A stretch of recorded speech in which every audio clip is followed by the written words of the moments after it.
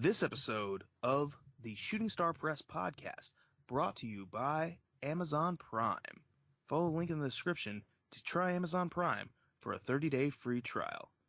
You can shop, listen, watch, read, and photos on Amazon Prime. If you want a special recommendation for Amazon Prime, this week I'm telling you should probably check out The Tick on Amazon Prime Video.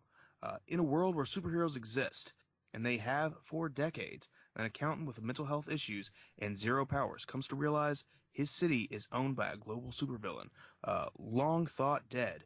As he struggles to uncover the conspiracy, he falls in league with a strange blue superhero. The Tick on Amazon Prime. Check it out. It's awesome, and if you're like me and you were a late 80s and 90s kid up to the mid-2000s, you know who The Tick is. He was one of the greatest superheroes ever. So check it out on Amazon Prime and enjoy the show. Welcome everybody to the Shooting Star Press, your source for the latest in wrestling news.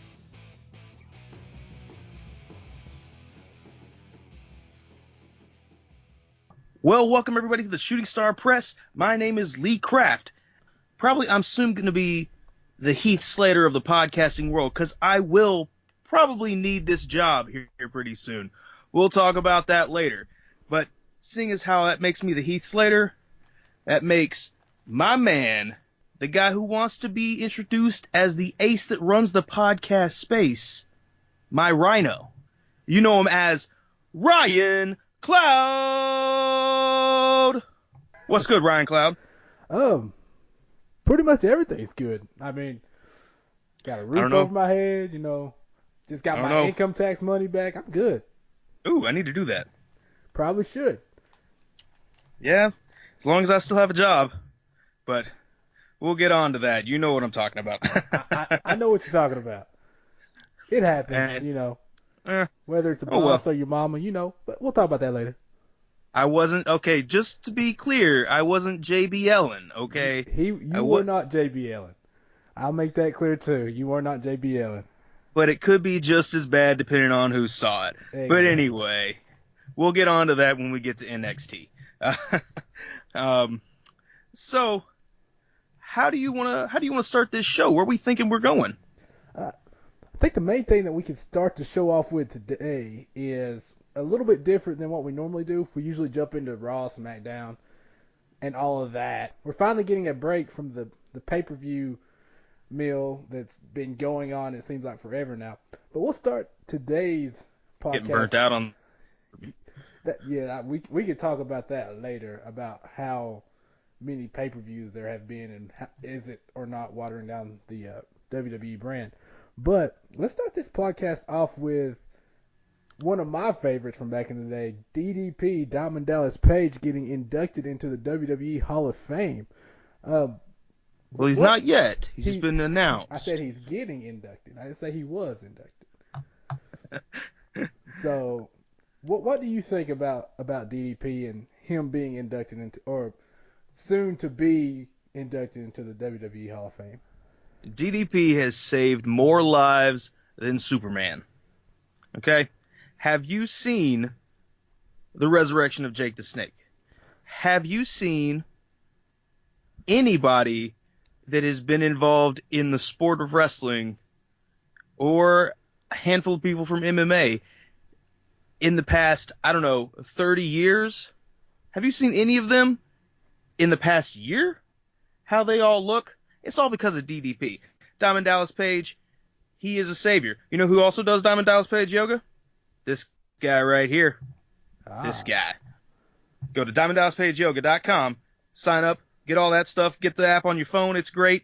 And I feel like I'm Chris Jericho now because that's one of his sponsors. Oh well. But yeah, Chris Jericho, Diamond Dallas Page, he's a man.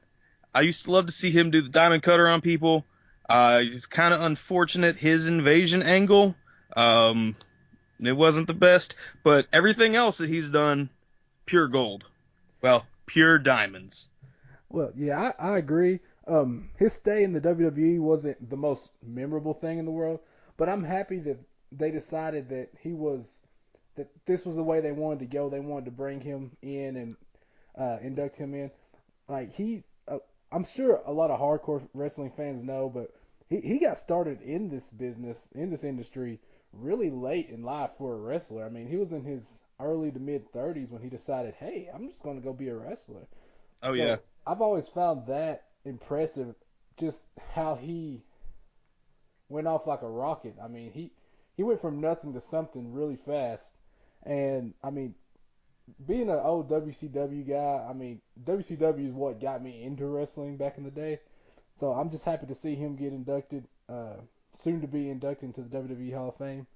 Of course, one of my most memorable moments for DDP was the Triple Jeopardy match at 1998, uncensored. I'm not sure if you remember it, but between him, Raven, and Chris Benoit, I really enjoyed that match. And of course, he was like one of the first people to give Goldberg a run for his money in Oh yeah, WCW. Halloween Havoc Halloween 98. Havoc 98, yep. One of the best matches ever. Especially in WCW. I mean, it ranks up there. But I mean, Oh yeah. just he was really the first person that you felt, if you were watching it, you just felt, oh my God, this guy may be the one to break the streak.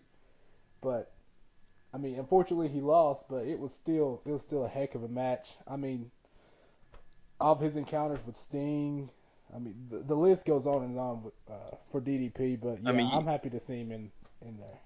you could go for days with what was great matches that he's had with some of the great opponents he's had, and it's been a long time coming. I'm glad to see Diamond Dallas Page in the Hall of Fame.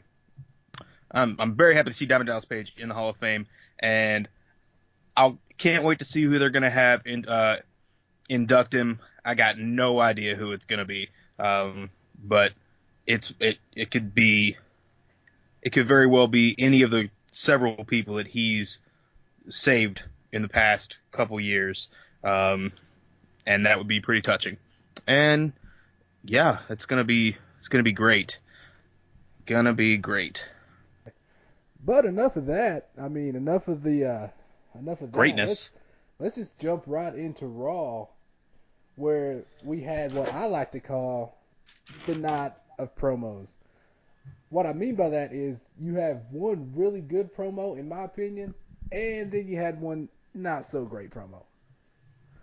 But yeah, let's just start out with the good. We'll start out with the good before we get to what I think is the bad.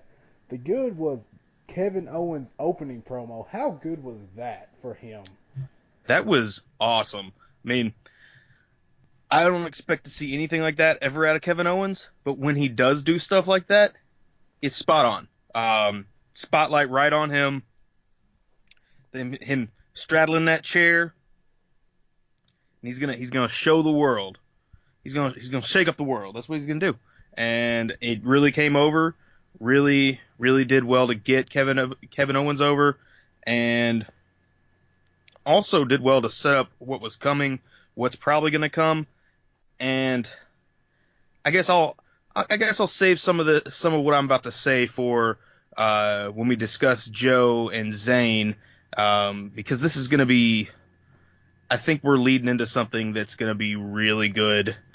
And if they play their cards right, which they haven't done in a long time with something like this, the best thing I can say about it is this is a slow burn. This is a slow burn story, and we haven't seen slow burn stories in a long time because everything has always been, let's change it on the fly.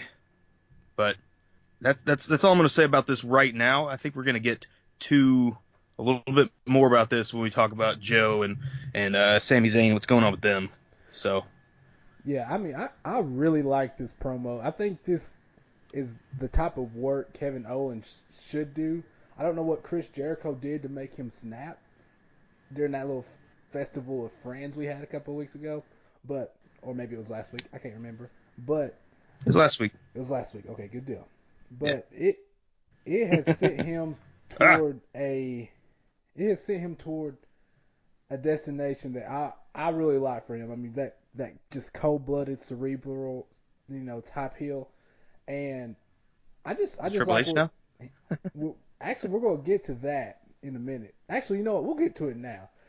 Ever since Triple H talked to Kevin Owens and we saw Samoa Joe pop up, Kevin Owens has been a different man. So True. I like where it's going, but that promo was perfect to start Raw off with, and I'm happy that he delivered that kind of performance in that promo.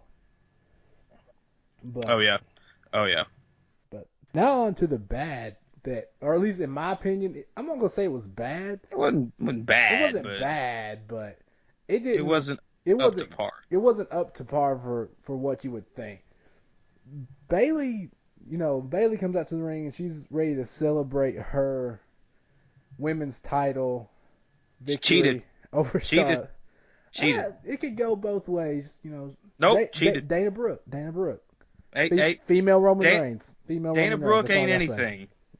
Dana Brooke ain't anything. She's one of those fake bad characters when you're playing King of Fighters, where you press the button, they pop out, and then all of a sudden, Mai Shiranui kicks that guy in the face, and he just flies off the screen.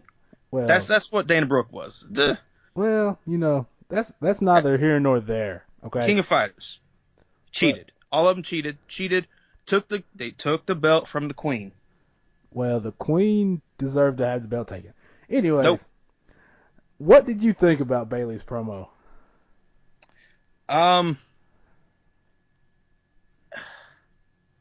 That sums it up. That's pretty much what I thought. I mean, it wasn't bad, but it wasn't up to par with what I think Bailey should be doing. And it doesn't really bury her character in any way, but it gives her a little bit of a, what's the word? It gives her a little bit of humanization to her character, but at the same time, she's already been humanized enough, and I feel like they're trying to get us as a viewing public to get behind her even more, to make us feel like she's been robbed, even though that's nothing like that is going on. I mean, how do you feel about Sasha Banks? Where does this go with Sasha? See, with Sasha, this is where it gets a little bit tricky. I know she's not going to jump right back into the title picture, but I don't know. I almost feel like it's going to eventually set up a turn in a way. That's like she's being really, really supportive of Bailey. She's being really, what's the word I'm looking for? Yeah, she's just being really supportive of Bailey, and I think the place to keep her is the tweener because of Charlotte being the almighty heel. But I don't know. It's going to be tricky with Sasha Banks. She might end up feuding with Dana Brooke in the meantime, or Nia. I don't know. But for now, I don't know. What do you think this goes for Sasha? I'm kind of puzzled right now. Well, I mean, I've been batting like 100% batting average. I called something from last week that happened this week. So I'm going to call it as this is going to set up. Sasha is going to turn on Bailey because she's got to get that gold. Emma's coming back. Emma's coming into the picture. And it's going to be Emma versus Dana Brooke. They're going to feud. Nia Jax is going to continue feuding with Bailey and Sasha. They're going to wind up in a fatal three-way or whatever it's called match for something, and the belt's going to come off of Bailey somehow, go back to Charlotte, and the fatal three-way is going to determine who winds up getting that chance to fight Charlotte for a belt again. That's where I see this going, and there's going to be huge animosity between the 3 of the 4 horsewomen that are on Raw. I can see it. I have no better ideas as to where this is going. I do find it. I do find it difficult at this point where I'm assuming that Emma's going to be a heel. I mean, Dana's a heel. Nia's a heel. Charlotte's a heel. The only like true face on the women's Raw roster is Bayley. Because I still see Sasha more as a tweener. I don't necessarily see her as a face, but you have one face, one tweener, and the rest heels. And you have Alicia Fox as a valet. And you have Alicia Fox as a valet. So, on 205 more so than Raw, but... I mean, she's on Raw. She's on Raw. Just because 205's on Raw, but at the same time, they don't really have any good guys, but you don't necessarily need to have good guys. I mean, ECW showed that, and look where ECW is now. It's always chanted. It's heralded as the best place ever. Dudley Boys, CM Punk. I'm trying to think of some other people on ECW besides Paul Heyman, but I'm drawing a blank. But yeah, I mean, that's gonna. It's the thing is, it's the women's division. The women's division used to not have any defined characters, and now it does. And it doesn't hurt that a lot of them are bad. They don't. There's varying levels of bad. Right. I don't mean bad as in like bad skill. I mean like bad guys. Bad guys. If you get what I'm saying. Bad girls. Yeah, whatever. I'm not. I'm using it as a catch-all term. Come on, white hat versus black hat. That's what we're doing here. So it's not necessarily bad that they're all identified as heels, but at the same time, you just have levels. And if they want to do the one versus all mentality thing that they like to do with like Roman Reigns or John Cena, Bayley is a good candidate to be that one versus all character, and I don't have a problem with that. Okay, I can agree with you. I can agree with you on that. So, did you notice that they acknowledged a term that the internet community uses? They've never acknowledged the four horsewomen as the four horsewomen. That's not a term WWE likes. But did you notice that they acknowledge something that the internet fan community uses all the time, but they have always not liked? I believe it was Corey Graves that called them the four horsewomen, and that is something that WWE just does not like. It doesn't like these terms that the internet fan community makes up, and they acknowledged it and called them the four horsewomen. I thought that was pretty interesting. I think it was Corey Graves that said that, but he also had a few other mistakes. I think he called Antonio Cesaro by the name he used to wrestle under, Claudio Castagnoli, which is also his real name. I thought that was kind of interesting, and then he just kind of died. Corey Graves had an interesting night on Monday, but that's kind of bringing us away from the women's scene. So I guess that should take us back. I said maybe you should take us back to the women's scene. What else was going on in the women's scene besides this whole celebration? Well, not celebration. Well, you should get rid of the title thing. That brings us back to this impromptu Charlotte versus Sasha Banks match. Queen. And your Queen City, whatever. That match for me was, which it's kind of hard to rank them as far as many times as these two have fought and how many great matches they have.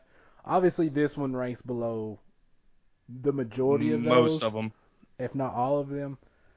I wouldn't say it's the worst, but yeah, it's pretty down there. It's down there.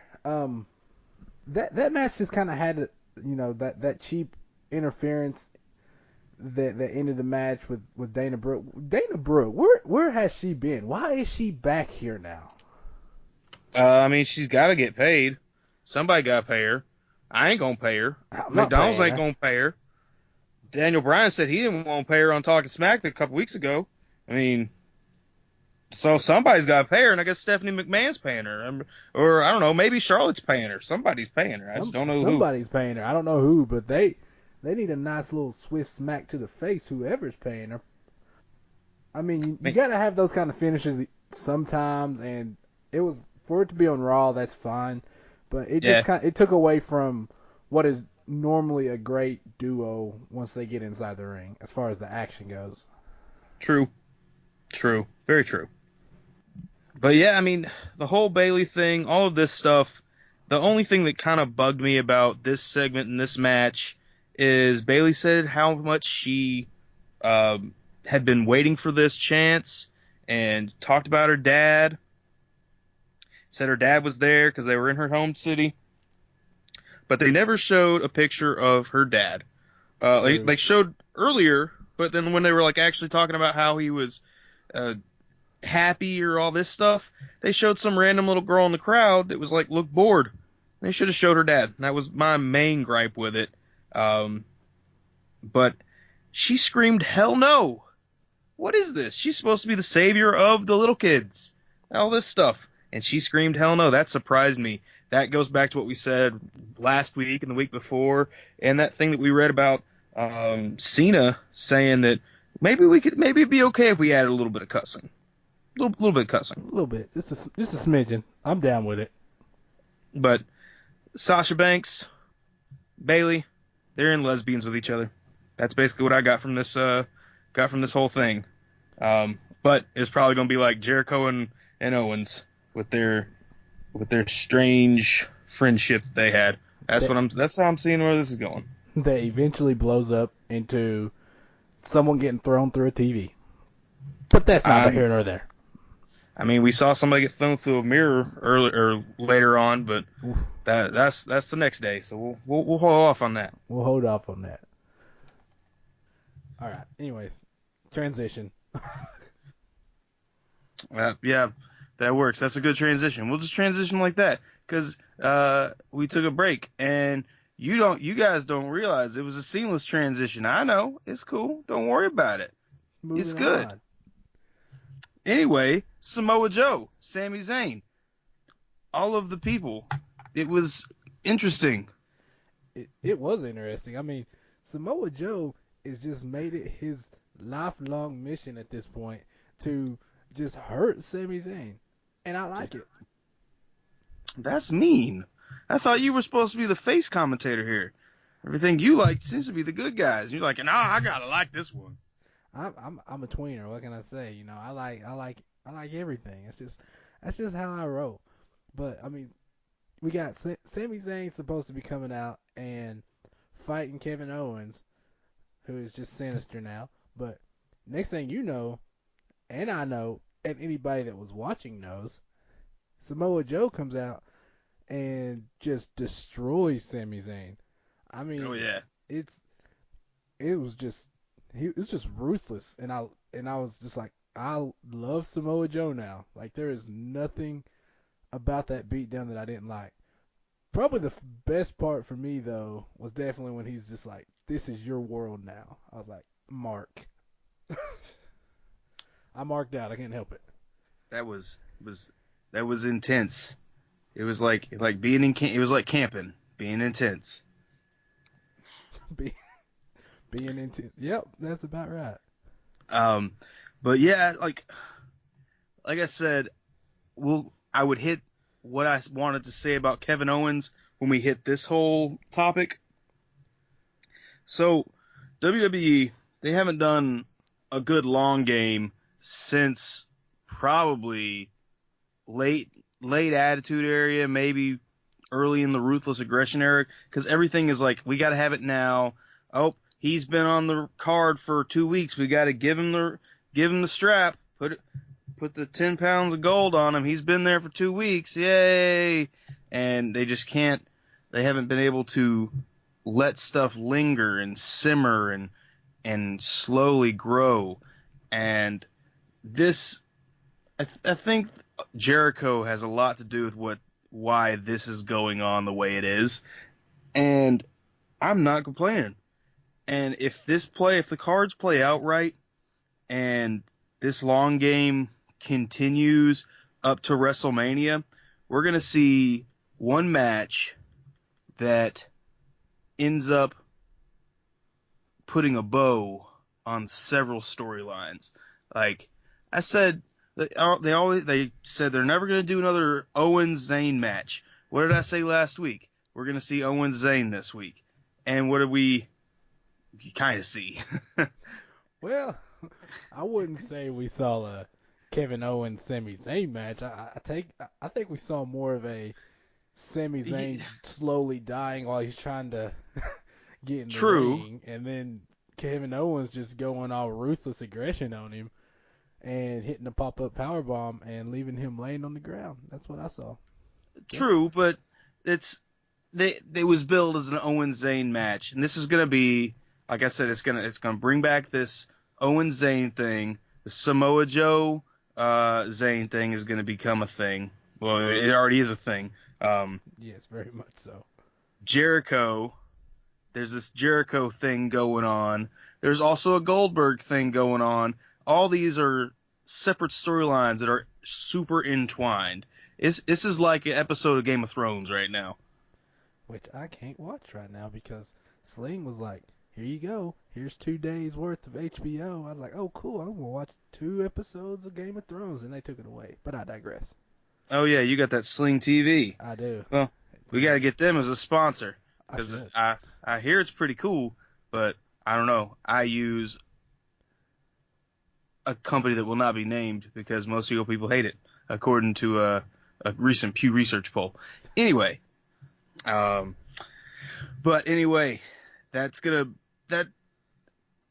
is what I'm seeing with this. It's basically wrestling Game of Thrones, and I'm not gonna complain that Samoan winter is coming. Here, let me throw something out there. I'm gonna throw something out there, and you can throw it back if you feel like it. Do you feel smash it in the ground? That would be rude, and no one would like you after that. But what do you think of a potential, maybe temporary stable forming with Triple H, Samoa Joe, and Kevin Owens? Because Triple H is really at the forefront of both of these characters. I mean, he talks to Kevin Owens last week. Kevin Owens goes crazy.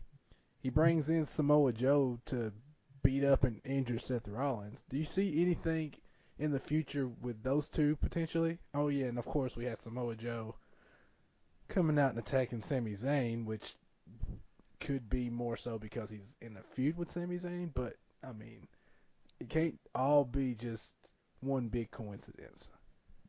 I mean, what are you thinking? Like a new evolution or a new kind of authority thing going on, like the ghost of the authority. I see it going possibly that way. I don't want to see it like that, but yeah. I do see it possibly go in that direction. Yeah, I don't think anybody wants to see another like authority type stable because we've seen enough of those in the past. But I don't think I would overly mind maybe I don't know. I don't want an authority stable, but I wouldn't mind seeing Samoa Joe and Kevin Owens kind of go on this big reign of terror type thing. I think with the way both of their characters have fleshed out over the course of the past month or so, I wouldn't mind seeing that. Yeah. Yeah, I mean, I wouldn't mind seeing it. I just don't want to see it like the authority. But That's the way I see them taking it. Because they've only got a couple cards up their sleeve. They've got a lot of cards up their sleeve, but they've only got a couple that they like to play. And the authority or something in the light of the authority is one of those cards they like to play. And that's the way I see it going. I don't want them to go that way, but I do see something like that happening. And then I see it like the ghost of the authority. I mean, you've got, you can see stuff, hints of that going on whenever Stephanie McMahon comes out and says anything. She's like, authority, blah. But it's just gonna, I'm afraid it's gonna go that way.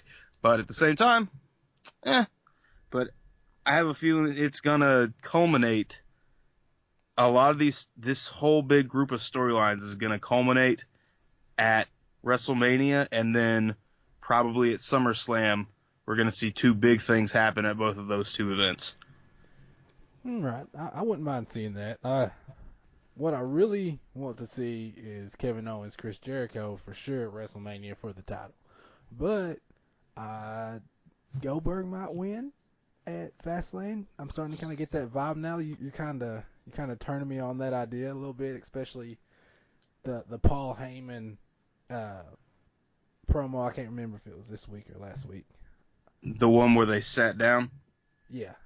That was this week. Okay. It was weird. They had the camera zooming in on Brock Lesnar. It's a weird promo.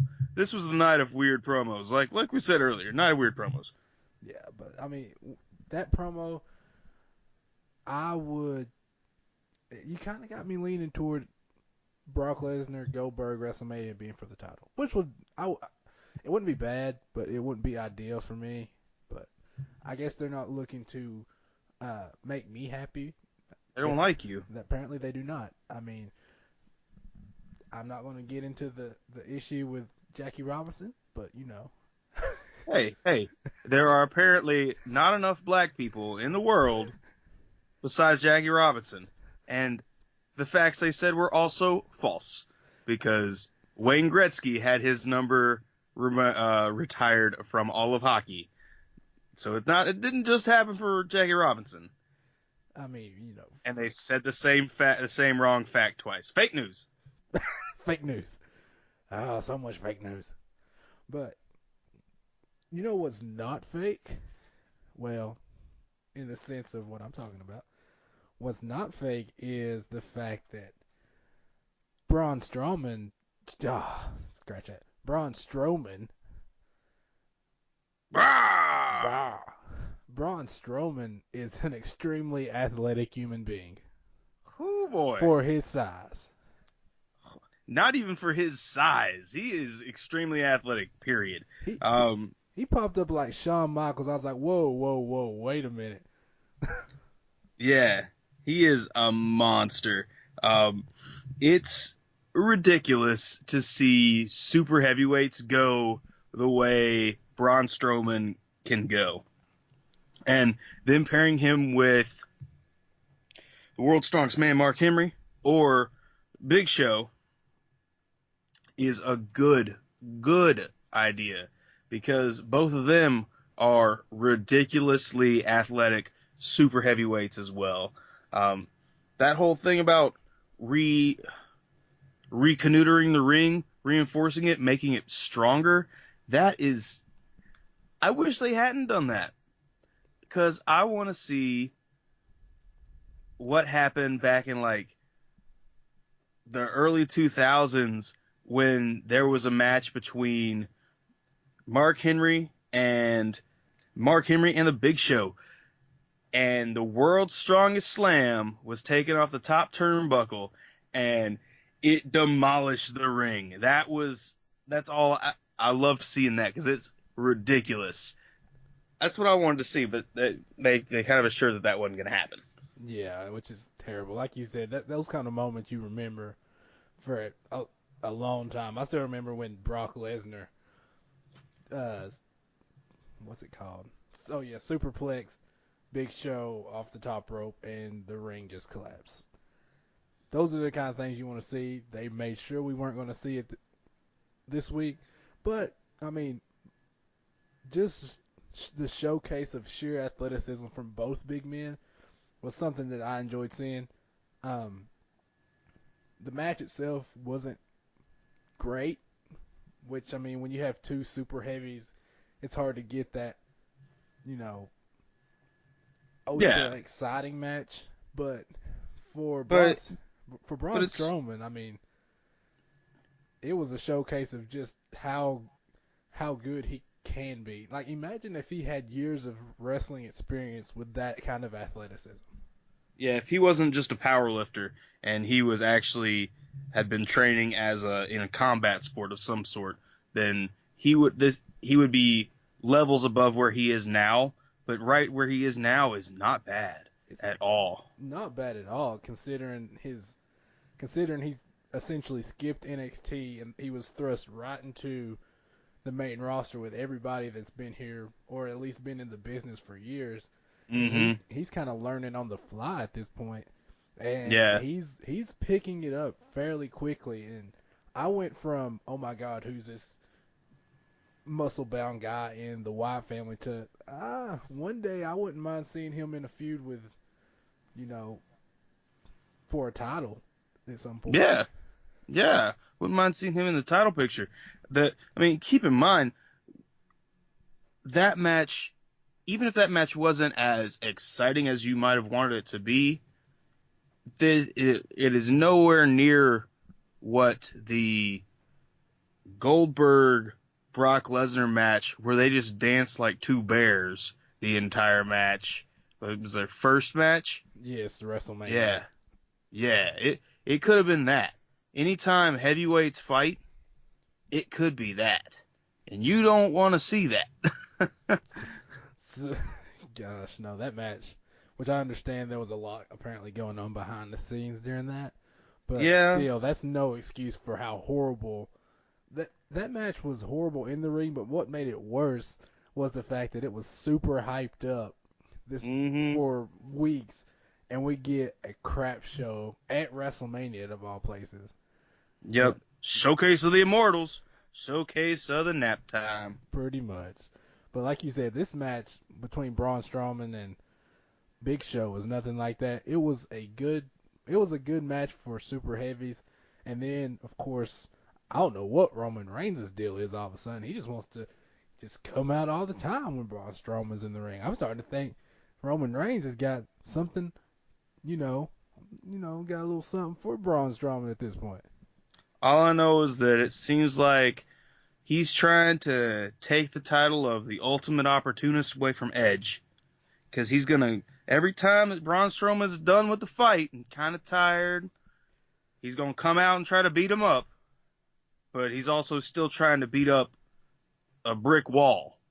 I mean, no matter how many times you hit a brick wall with a car, you still punching that brick wall, you're still going to break your hand. Doesn't matter if it just got hit with a car. Yeah, damage is damage. Yeah. Little fun question here. How long do you think it is before Strowman gets some type of title shot? I don't see it until after WrestleMania. But it possibly. What's the next pay-per-view after WrestleMania? Who knows at this point? Because they've got to fill out a Raw and SmackDown pay-per-view list, so I don't know what's going to what. But usually, isn't it like TLC? It might be. I'm not sure. I know that after they released that initial list, they changed some things around because a few people that I followed were going to go to one show, and then they looked at the list again, and the show that was coming to the place they lived in was changed. So I'm not quite exactly sure, but if it's TLC, I don't see him doing anything at TLC, doing anything spectacular. I take that back. I think TLC's is at the end of the year, so it wouldn't be TLC. Maybe Payback or something along those lines. I'm not sure. Payback would make sense. I could see him doing something at Payback. I want him to bring back Bash at the Beach. That's what I want him to bring back. And then I want him to, come out of the ocean. It would be amazing. Godzilla! He is the chosen of Cthulhu or whatever, and then he can beat up Brock Lesnar after Brock Lesnar F5's a shark. It'd be great. Priceless. Yep. Never leave home without it. F5 and sharks. But that's right. You never leave home without it. You know what else you don't leave home without? What is that? Audible. Yeah, that's right. I got Audible on my phone. It's awesome. I really do love Audible books. With my busy schedule and all the stuff that I do, it's almost impossible for me to read. Because you're stupid. Man, you stupid. It's not because I'm stupid, not because I can't read. I used to read at a 4th grade level. It's awesome. But that's neither here nor there. what is here and there is Audible. And if you use our link in the description below, you can get 2 free books with a free trial of Audible. That includes 2 free books and up to 1,800,000 titles. And after 30 days, Audible's only $14.95 a month. You can cancel any time. And what I'm telling you, what you should check out this week is the death of WCW. What went wrong with WCW? I don't know. Check it out in this book. In 1997, World Championship Wrestling was on top. It was the #1 pro wrestling company in the world, the highest rated show on cable television. Each week, fans turned out on Monday Nitro and flocked to sold out arenas and carried home truckloads of WCW merchandise. Sting, Goldberg, and even the New World Order were household names. Superstars like Dennis Rodman and Kiss jumped on the WCW bandwagon, and it seemed the company could do no wrong. But by 2001, however, everything had bottomed out. The company, having lost a whopping 95% of the audience, was sold for next to nothing to Vince McMahon and the World Wrestling Entertainment. WCW was laid to rest. How could the company lose its audience so quickly? Who was responsible for the show so horrible that fans fled in horror? What the hell happened to cause the death of one of the largest wrestling companies in the world? The Death of World Championship Wrestling is the first book to take listeners through a detailed dissection of WCW's downfall. Check it out on Audible.com. Follow our link in the description below. Still brings a tear to my eye every time I think about it. Yeah, it's true. But people like Bill Goldberg are still in the ring. So I'm not sure how to feel about that. At the same time, that I do enjoy seeing some Bill Goldberg or some Gilbert. Goldberg. Shut up! Can't help it. It's just so daggone catchy. He's not next. He's nothing. And on that note, I enjoyed that promo. It was fun. It was. But on that note, I think that brings us to the end of Raw. Yeah, it's true. It's true. There was not much else on Raw. But this week on SmackDown, we had, of course, after Randy Orton decided he didn't want to headline WrestleMania, we had a 10-man battle royal. And it went about exactly, at least how I thought it was going to go once I figured out who was in it. But what do you think? How did you feel about this? I really enjoyed the Smackdown Royal Rumble, as AJ Styles kept calling it, and Mauro Ranallo kept calling it. It was interesting, and I actually enjoyed it. The finish was odd. It was kind of a dusty finish, something like I thought maybe Lex Luger won, or Bret Hart, John or Bret Hart, or John Cena and Randy Orton. Wait a second. Yeah, I mean, didn't that already happen? I mean, it obviously they were trying to go for the simultaneous hit the ground at the same time finish, but I don't know about you, but from my angle, and obviously the angle everyone else saw because we all watched the same damn show, it was pretty much clear that AJ hit first. I don't know. JBL kept saying that Luke Harper hit first. Well, JBL's an idiot who shouldn't be in commentary. JBL is my god. That's pretty much how it's. I love me some JBL. It's great. He's the one. Hey, you have so many gods. Are you Hindi? Is what's going on right now? You chill, sir. You chill. Hardbody Mahal and me go worship at the temple of JBL. Okay. But, I mean, as far as the match goes itself, it kind of went exactly how I expected it to. Of course, the people that are in feuds are going to be involved in the other's elimination. I mean, you have Mojo Rawley eliminated first by Baron Corbin. Of course. Mojo Rawley is the black man of horror movies of WWE. Pretty much. You had Kalisto getting eliminated by Ziggler. Then Ziggler eliminated by Apollo Crews.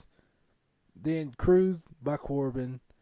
The whole Miz Cena incident and of course Corbin was eliminated by Ambrose, and the rest is pretty much history. Yeah. But for and a little fun fact, don't know if it amounts to anything or if it's just the luck of the draw, but Baron Corbin was actually the only person in that match to eliminate more than one person. Huh. Interesting. Sounds like you're trying to get Michael Cole's job. That's what I do. Got to pay those bills, man. Got to pay those bills. All right, I like it. Yeah, that's interesting. I did not notice that. But I mean, if anybody could do it, it's angry. I need my money, Bo Dallas guy. He can do it. He was looking particularly angry and particularly balding on Tuesday. And that's what happens when you get angry and balding. You start eliminating more people than everybody else. The finish was a little, as you referred to it, as dusty. Yeah. Mm-hmm. It sets up a match next week, which at this point I'm all but 100% sure that Luke Harper is going to face Bray Wyatt. Yeah. But while we're still in the 10-man battle royal, I don't know, it might just be me, but I'm loving, which he's been doing it for a while, but I'm loving the Miz Daniel Bryan impersonations. That is great. He is awesome, okay? Not great. Awesome. Yeah. And he's aping everything that he does, and the crowd is supposed to boo him. That's the point of this, is the crowd is supposed to boo him, but they are cheering him like he is Daniel Bryan. Exactly. And it is hilarious. Like, when they zoom in on his face and he does something that they should be booing him for, and they are cheering him, he's got like this weird, I'm satisfied, but I feel like I'm doing something wrong face. I mean, his heel work is just so great right now. Yeah, he's almost, at least with the Daniel Bryan stuff, he's almost becoming one of those guys that one of those heels that the crowd just loves. He's so over at being bad that they are turning him good by accident. Pretty much. By him being bad. And it's ridiculous. I mean, at this point, it almost feels like the crowd is seeing his impersonations as like a toast to Daniel Bryan. And he's so good at it that it's ridiculous. He's essentially becoming the Damien Mizdow to he is the Damien Mizdow to the Miz as the Miz is to Daniel Bryan, is what it seems like is happening. That is exactly what's happening. I never thought of it that way, but that is exactly what's happening. I only thought of that earlier because I was watching some TNA and I saw Aaron Rex and I was like, hey, wait a second. Something's going on here. But what'd you think about that ledge, that three-man ledge work right there at the end? How'd you like that spot?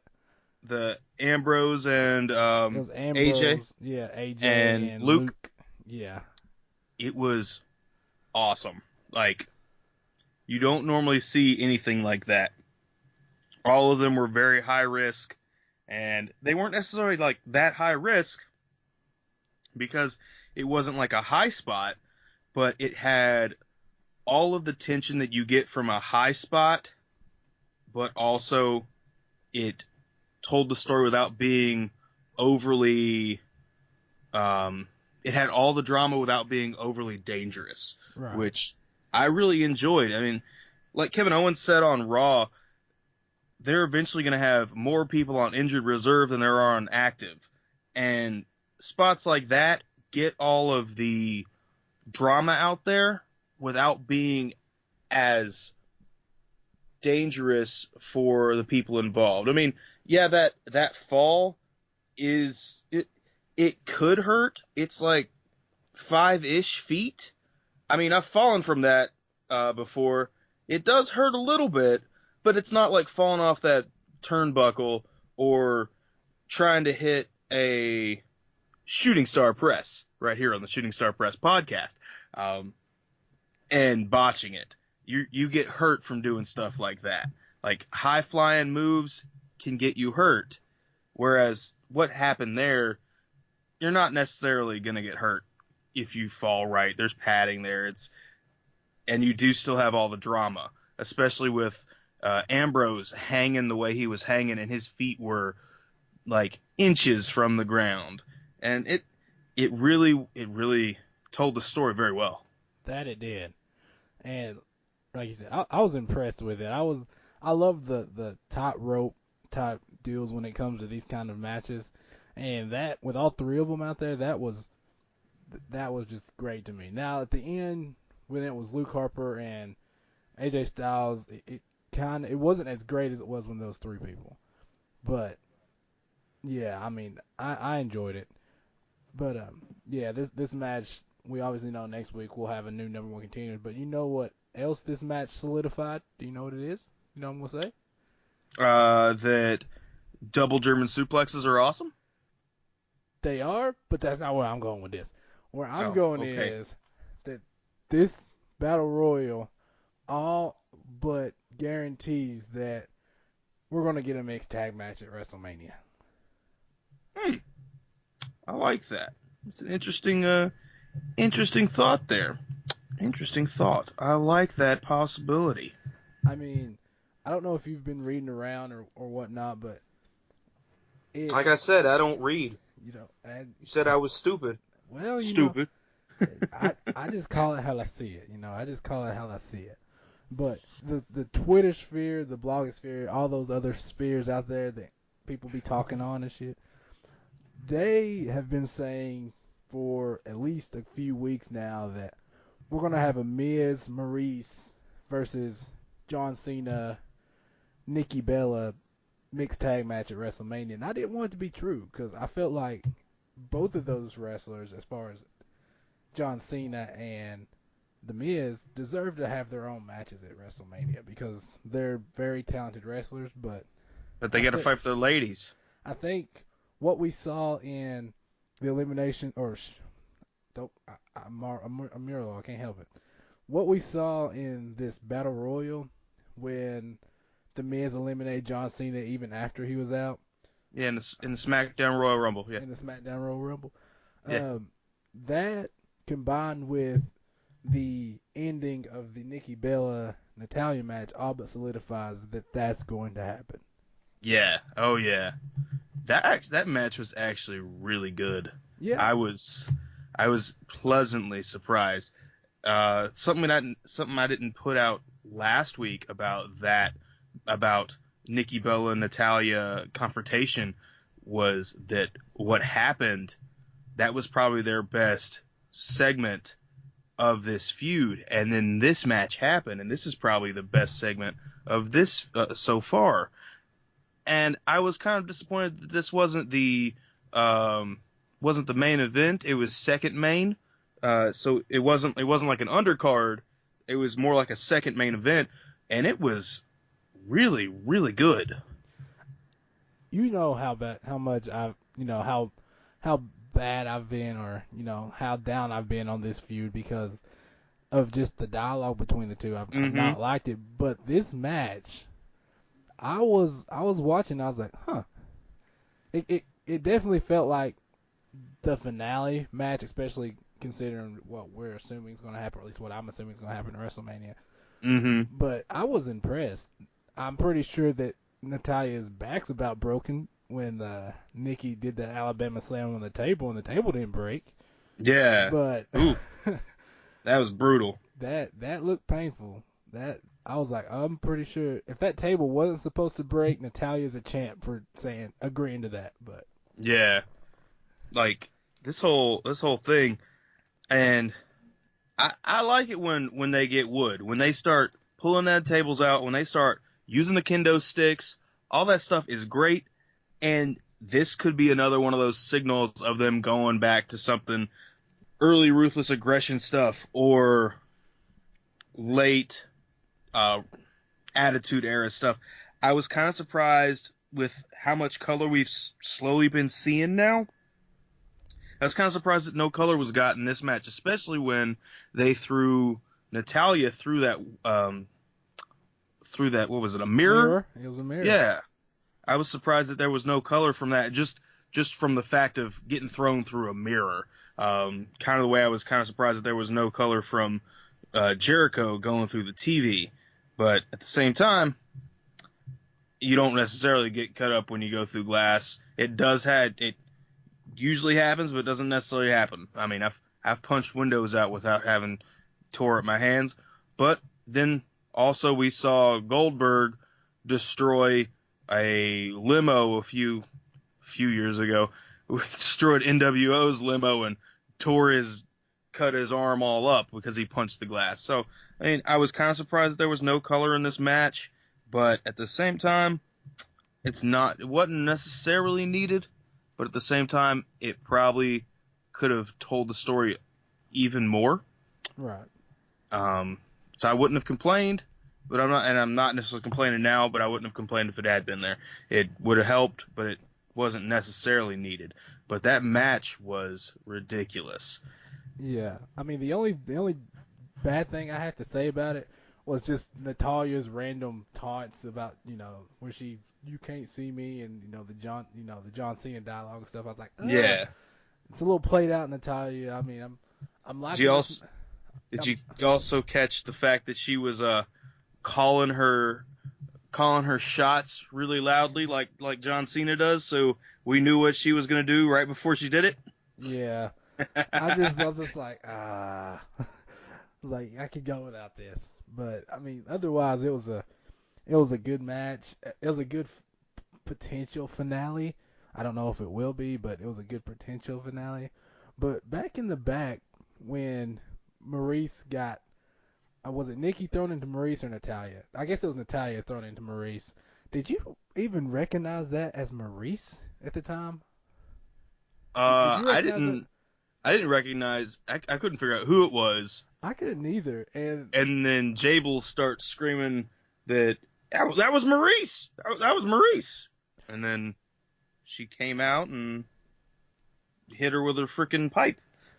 Well, I must have missed the part where JBL was saying it was Maurice, because when Maurice came out and just started wailing on Nikki, I was like, why is Maurice here? Did I miss something? Did something happen on Talking Smack when I fell asleep? What happened? And then they showed the replay, and I was like, oh, that's who that was. Yeah. I think it was JBL saying that was Maurice out there, and he's like, oh my God, she might have broken her back, or she might have, because there's all kinds of stuff back there. And then Natalya got thrown through a table, or thrown through a mirror. So it was, like I said, I can't say enough about how good this match was, especially compared to all of the other segments that they've been in this feud. Yes, I mean, it was definitely the apex of their feud. I mean, but it's a nice little ending to it. I'm not going to be sad that it's gone now, or at least on the shelf for now. I don't know if it's completely gone. But I will give WWE and SmackDown credit. That's a nice little smooth transition as to setting up this feud between Miz and Maurice and John Cena and Nikki Bella. That was a nice little smooth transition into that feud. Yeah, whoever's doing booking and matchmaking right now, SmackDown, that is. On both of them, whoever's doing booking and matchmaking for the women's division on SmackDown and for the kind of bigger players on Raw, both of them they're spot on. They're getting a lot better than they normally have been, and I'm not sure if it's this competition between the two brands now is causing them to do better, or if it's just they're trying to make the product. It's making the product better as a whole. Well, they're also with taking off the reins a little bit. The Roman Reigns? Yes, but no. But taking off the reins a little bit. If only. It's opening up the possibility for everything. I mean, whether it be this street fight, or I don't know if they called it a street fight, or just, I guess it was a no holds barred fight. It's a Falls Count Anywhere match. Falls Count Anywhere. I mean, if you take off the reins a little bit, that gives the superstars a little bit more leverage to do things they wouldn't normally do. You know, I've with the slow increasingment, whatever, with the slow increasement, I don't know what to say.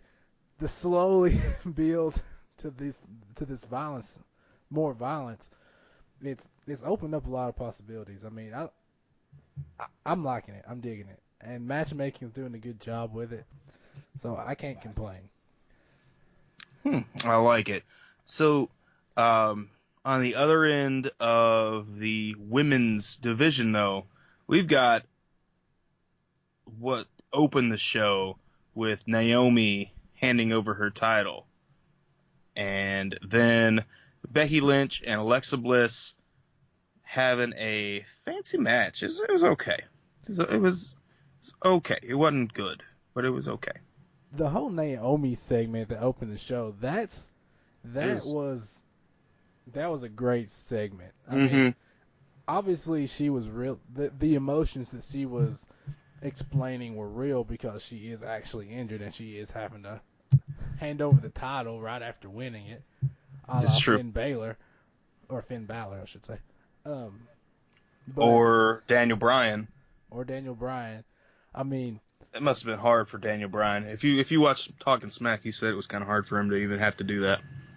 Right. I mean, it sucks for her to have to hand over her title, but I mean, it went to this Becky Lynch Alexa Bliss match that was for the title, and you said it was okay. I say it was below par. I didn't say it was good. I know you didn't say it was. I know you didn't say it was good. I know you said it was okay. I'll go below that. I wasn't, and I know it was an impromptu type situation. Kinda. That's how they portrayed it, obviously. Yeah. I mean, but as far as deciding who was going to take home that championship, it was kind of impromptu considering they only had like 2 weeks to do it. But Becky said she didn't know who the. She said she knew she had a match, but she didn't know what it was for or who it was with until right before they said they were stripping the title off of her. So I mean, the way the match turned out, I kind of believe that. I'm in that camp that's shoot. Yeah, because that match wasn't championship material. I mean, you have Alexis Bliss winning via, what was it, a roll-up? It was a roll-up, small package, I think. The roll-up of death. Yeah. The plus was there was no interference. But, yeah, clean win. I mean, I guess at this point they had to kind of do that because you still have Becky Lynch and Mickie James in this kind of, this feud off to the side. But what happens now with Alexa as champion? I mean, if Becky Lynch is going to continue feuding with Mickie James, who is left to fight Alexa Bliss at this point for the title? I think the women's title is going to take a back seat for a little bit, and it's not going to matter. Right now, the big thing is. Right now, the big thing is Becky she is going to get another match with James, and she's probably going to fight Alexa Bliss for a little bit. It's a feud between Becky Lynch and Mickie James and Alexa Bliss together. And it's more of Alexa Bliss is the protege of Mickie James. Right. Even though she doesn't know anything. She didn't even know who won the Super Bowl. And she didn't even know that she needed to drink water. And she didn't even know she needed to go to sleep before the match. All this stuff. She's kind of dumb, but she knows how to use Google. And she knows that she can suck up to whoever is an old star. And I'm not saying that Mickie James is old. Don't get me wrong. All you ladies out there, I'm not saying she's old. But she knows that Alexa Bliss knows she needs to suck up to somebody, and if you suck up to somebody, they're going to be like, this is nice. I like this. She's my friend. Just ask Donald Trump. exactly. She's my friend, so I'm gonna help her. And Becky Lynch, she cannot. She's like me. I won't suck up to somebody. And Becky Lynch won't suck up to somebody just to get over on him. You just she does what she does and proves herself to be better without having to be a kiss ass. And that's how this is going to be. It's going to be Becky Lynch fighting both of them. And the title is not really going to matter for a little bit. She might win it in the course of this, which I wouldn't mind seeing that. I like me some Becky Lynch. I like that. I like that fire. And I don't necessarily mean her hair. I mean she's got fire. She's got fire inside her, if you get what I'm saying. I get what you're saying, and I agree. I mean, at this point, I don't think there is any reason to push the women's championship because there's just no one left to fight for it with Tamina on the shelf and Naomi on the shelf, Mm-hmm. and there's only 3 other women's wrestlers that I can think of on SmackDown. Honestly, they really just need to bring Asuka on to SmackDown at this point, but who knows? Maybe after WrestleMania we'll see that. Possibly. There was we can talk about this later in our rumors thing, but there's a couple of NXT people who didn't show up at the last taping that could be possibly being brought up in the very, very near future. And with the way that I'm not sure who all it was, but with the way that some of the rosters look, it might be conducive for them to bring up maybe a couple people. And NXT is really strong right now.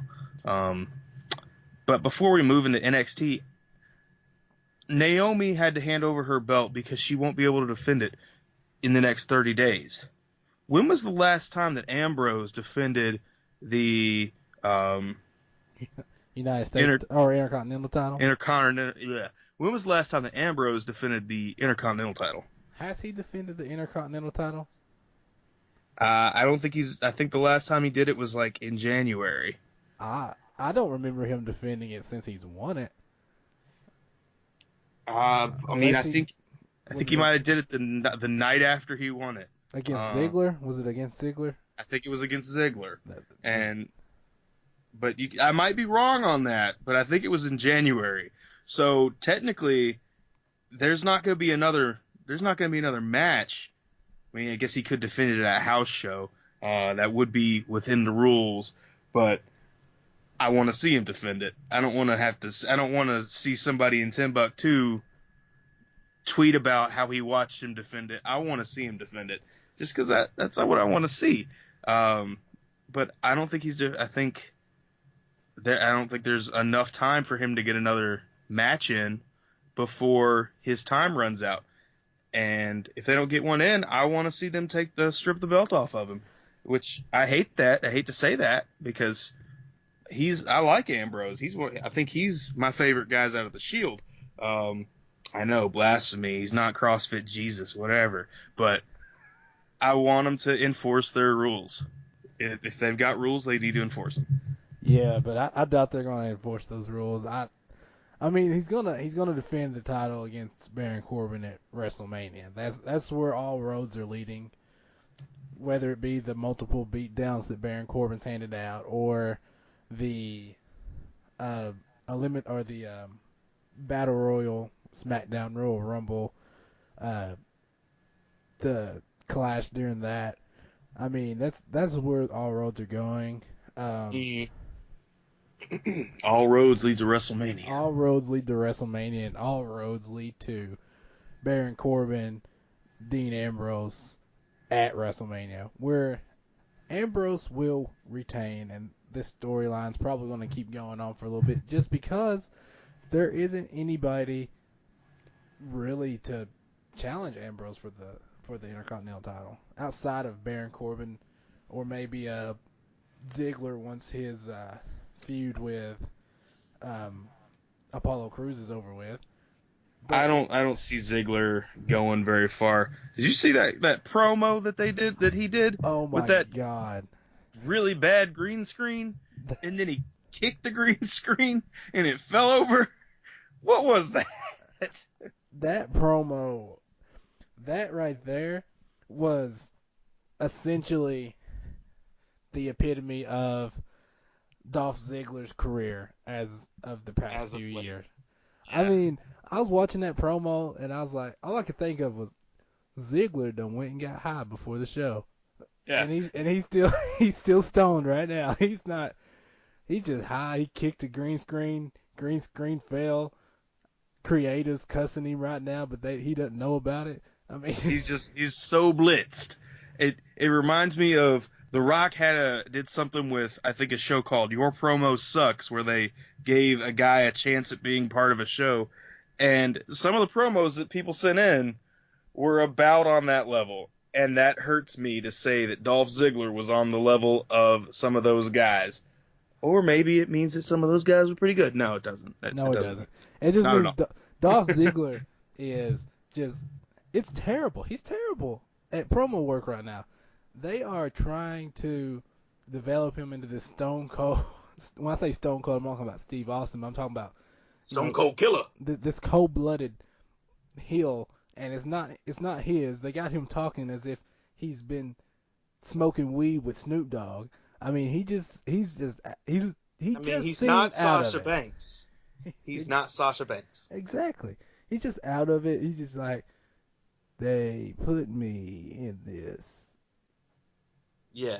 I was He's like, what basically the fuck? he's basically Emelina right now. No, Emelina's better. At this point. Okay. And Sure. she's fake news, okay? Yeah, she was. I mean, that's how bad this Ziggler promo was. As soon as I Yeah. saw that promo, I was like, if Ziggler wins this, I'm going to smack everybody. But as bad as that promo was in that segment, how about on NXT with that Ono promo segment that they showed kind of at the middle of the match, or at the middle of the show, where it was just like an ad for Ono. Did you see that? Are you talking about the guy that's supposed to be coming next week, the black guy? Is that what you're talking no. about? Okay. Not Velvet whatever. Velvet, what? I was like, you got to Velvet, be kidding me. right. This is what NXT coming to when everybody leaves. That's just not good. They're bringing in a Black Vel Venus, I was think. like, you gotta be kidding me. But I do not remember the Ono segment, so you gonna have to refresh everybody on exactly what that was. Oh, Cassius Ono, they had a segment to show that Cassius Ono was coming back to NXT, and he was going to come back and take charge and get that title and all this stuff. And they had a segment right before or near the middle of the show, because he came out at the end to confront Bobby Roode, but on the show he came out like there was a segment where he just kind of was there and he didn't really talk, and it was really cool segment. It was head and shoulders better than something that the thing we were just talking about. What we just saw with Dolph Ziggler looked like something from a really poor, really bad indie show, and then this ad for Cassius Ono looked like something that should have been on the main roster. The quality of it was much higher than NXT's production quality normally isn't. That's on that's on purpose that their production quality seems lower, because it's shot more like a Ring of Honor or a TNA, or slightly lower than TNA, but slightly higher than underground. Yeah. Slightly higher than a Ring of Honor, but lower than a TNA level. But the segment that they shot for Cassius Ono coming in seemed like it was something that was shot for main roster level stuff. Something that you would have seen on a WCW or a WWE/F, something on the top level. And it was actually really, really good. So, I know you didn't see that, but did you check out any of the rest of NXT? I saw what I'm gonna just go ahead and throw this out here. I saw what's going to be my match of the week. Is what I saw. I I mean, saw what's going to be my ass of the week, apparently. I mean, Mark Andrews and Pete Dunne put together what was by far the best match that I've seen on NXT in a long time, and the best match that I've seen in a while. Period. I mean, Oh, yeah. that match was the spots in that match just made me go, I miss that. I miss that. Oh, yeah. Dude, say what you will about kind of cruiserweight guys and the UK Championship, but they are exactly what is needed in WWE right now. Like, I want to see this not necessarily just be on NXT.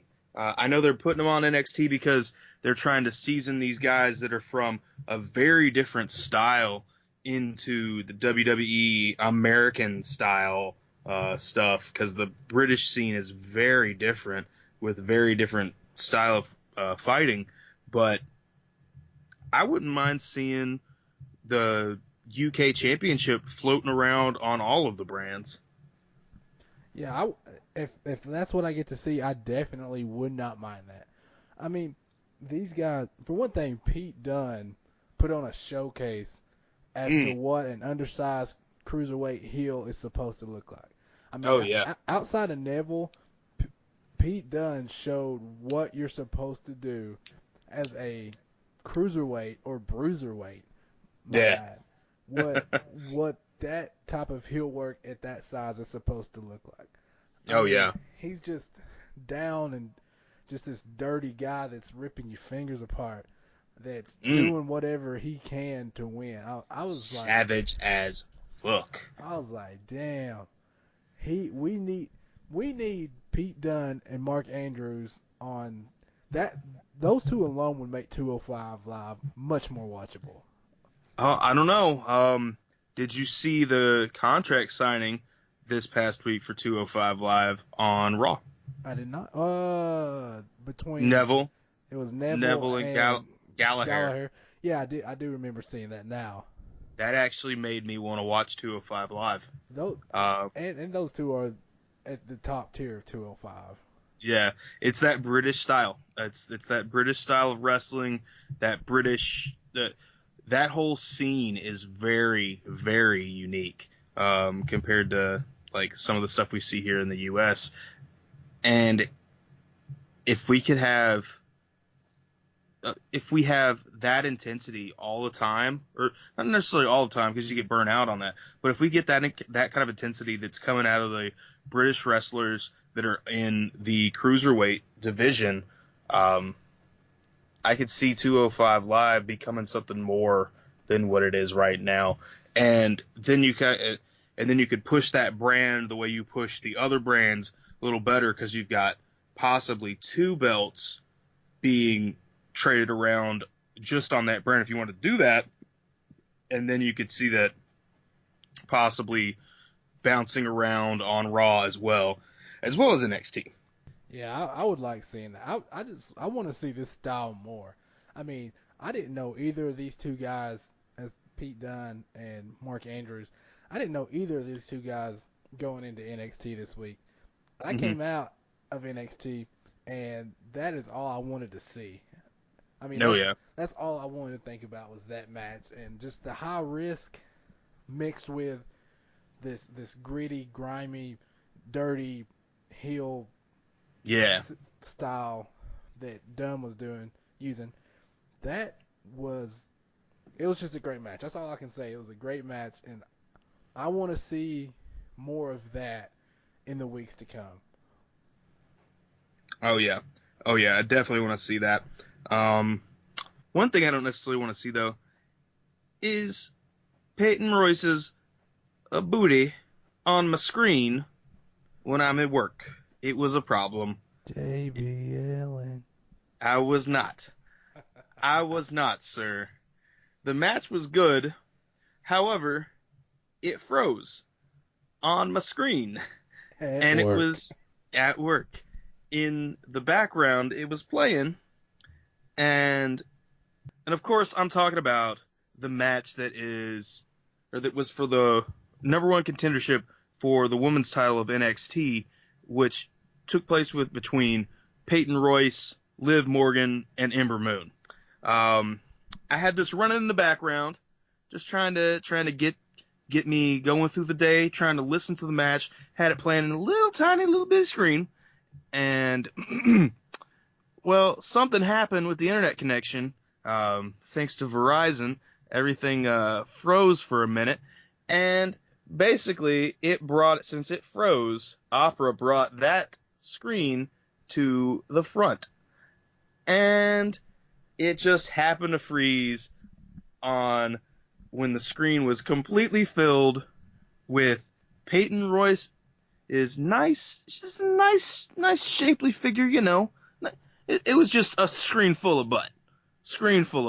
And that happened right as I had the vice president of North America for my company, which is a very large company. I cannot say names, but it's a very large multinational, one of the largest companies in the world thing. Happened to walk by and say, "Oh, my phone's broken. Can you fix it?" And then he was like, started tilting his head and was like, what's that on your screen there? And this is why I may need this job and will now become the Heath Slater of the podcast world. Possibly. I don't know. You need this job. I need this job and you got kids. That's how it works. It's a little different, but hey, don't worry about it. Don't worry about it. Moving on. What did you think about Peyton Royce winning that match? I mean, it seems like that was the only way that this could go. True. I like that she was alone. That made me that made her look a lot stronger than she has been. And not even that they book her weak, but the fact that she did it by herself, basically. I mean, yeah, the fact that she did it basically by herself made her look a lot stronger than she has been. And you've got to do that occasionally. If you have teams, you can occasionally put them in a match where they don't have the other person and book them to where they win. Don't book them as a throwaway. And that I liked it. Like I said, I like Peyton Royce. Like I said a couple weeks ago, I like Peyton Royce. I just want to see her be more than how they've been booking her, and this actually showed her as more than how they've been booking her. I like the way William Regal went with it. Yeah, I mean, at this point, the women's scene is so shallow on NXT. I mean, Ember Moon is still she's very talented, but Oh yeah, she's not ready to hold the title. no, Liv Morgan, she just came out of nowhere. She's like another version of Carmella. She's not ready to hold the title. Billy Kay, is it Kay or Key? it's Billy Kay, I think. Billy Kay is probably one notch below Peyton Royce, and then you have Peyton Royce, and then you have Asuka like miles ahead of everybody else. That's why at this point I just prefer to see Asuka transition over to SmackDown. But Yeah, we got this championship match next week between her and Peyton Royce. You can't let Peyton Royce get a clean win over Asuka if they decide to do that. yeah, she's gonna have to pull the tights, do something, hit her with a chair without when somebody's not looking, something. Yeah, I mean, because you don't want Asuka to lose clean to a person that's that far below her. That kills her brand, and when she gets to SmackDown or Raw, that's not going to do anybody any good. So there's going to be some cheating going on if they decide to let Peyton Royce take the title away from Asuka. But hey, Yeah, Peyton Royce has got to do some kind of classic William Regal stunt. She seems like she is the chosen one of Regal, and like her gimmick, also with Billy Kay. Billy Kay and her gimmick is very similar to what William Regal's gimmick was when he was on there. Billy Kay is the Stone Cold Steve Austin to, which it's kind of funny to say that, to Peyton Royce's William Regal, which is, if that goes that way, I would not complain at all. Both of them are very good. They're at a certain stage of their career where they can go very far or they could get dropped really quickly depending on what happens in the next little bit. And if Asuka gets pulled up, that's going to leave a power vacuum. Somebody's got to fill it. Exactly. I think that takes us out of NXT. There wasn't really much of anything else that happened. Do you remember something? I mean, the Bobby Roode match was okay. The only thing that really was interesting was that Cassius Ohno came out and said he was going to get that title from Bobby Roode, and that's kind of covered that earlier. So, I mean, that's pretty much it with NXT. And now we're going into the Impact Zone, brought to you by Anthem Sports or whatever. Anthem Insurance? What? Hey, don't worry about it. So yeah, NXT or not NXT. Yeah, TNA was interesting. Did you get a chance to check out any of TNA? I mean, the main thing outside of obviously this wedding or whatever. Stupid wedding. What I saw this week that stuck out to me on NXT or on TNA was the Hardys continuing their quest for gold, and they picked up another pair of titles this week. Oh yeah, they went to Egypt apparently, and they became the Anunnaki, which is like the ancient aliens people. It's aliens, that guy. They became the Anunnaki. They were on Skarsgård, which is no longer a dilapidated boat, but now it's the Golden Ark, where they're going to store their gold, all of their gold titles. This is getting more ridiculous by the day. I'm not exactly sure what promotion they went to, but they are now procuring things, and there's a new chant called Procure. So they're procuring, they're deleting, they are crazy. This is interesting. I don't know. This is probably the most interesting story going on in the wrestling world right now. Interesting is right. I mean, just how all of this is taking place is it's beyond anything that you would have expected a long time ago. True.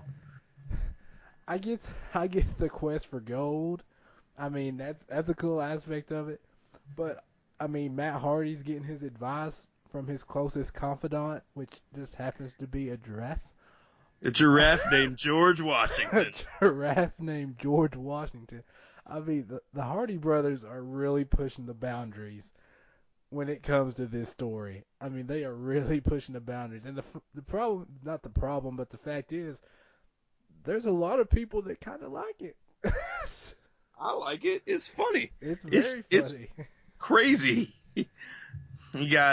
And it just seems like at sometimes Brother Nero or Jeff, depending on when you ask him, is either completely annoyed by this story or is so far into it that he is more crazy than Matt. And then 5 seconds later, he is bored with it again. I mean, it's going to be interesting to see how, I mean, they're going to collect every title. I'm just calling it now. Yeah. With the help of George Washington the Giraffe, they are going to win every title and then eventually go back to WWE, where they will be introduced by George Washington the Giraffe. That's what I'm saying. Mark it on your calendars. It's going to happen. Yes, they're gonna get every major title, and it's going to be amazing. I want to see this. They should just hang all the titles around George Washington the Giraffe's neck. I don't know. That might be animal cruelty. I don't know. But that's what they should do. I just want to see them pose like the Dudley Boys did after they had won like 7 different titles all at once, and were holding like 7 different titles. They were holding like the NWA title, the TNA title, the ECW title, the WWE title. They had like all of their belts, and they've got 22 or 24 belts long. They've got the most different titles, tag team titles ever. And they had a picture of them all posing, them posing with all of the belts. And I want to see the Hardys and the Dudley Boys fight it out after they have won all of their gold. That would be amazing. I mean, I could just see it now, like 40 years from now, when Matt and Jeff's just kind of sitting in the rocking chairs when they're like 80 plus, and just like talking about, like, can you believe that we got that deletion story over? Can you believe that stuff, that we wrestled in wrestling? Yes, we wrestled in wrestling. We participated in wrestling I cooked in cooking. For God knows how many years, and we were able to get over a storyline where we were both essentially crazy, and I was talking to George Washington the Giraffe. Can you believe that happened? And then I called up some ancient aliens. I mean, it's just crazy. It's just crazy. But that is interesting.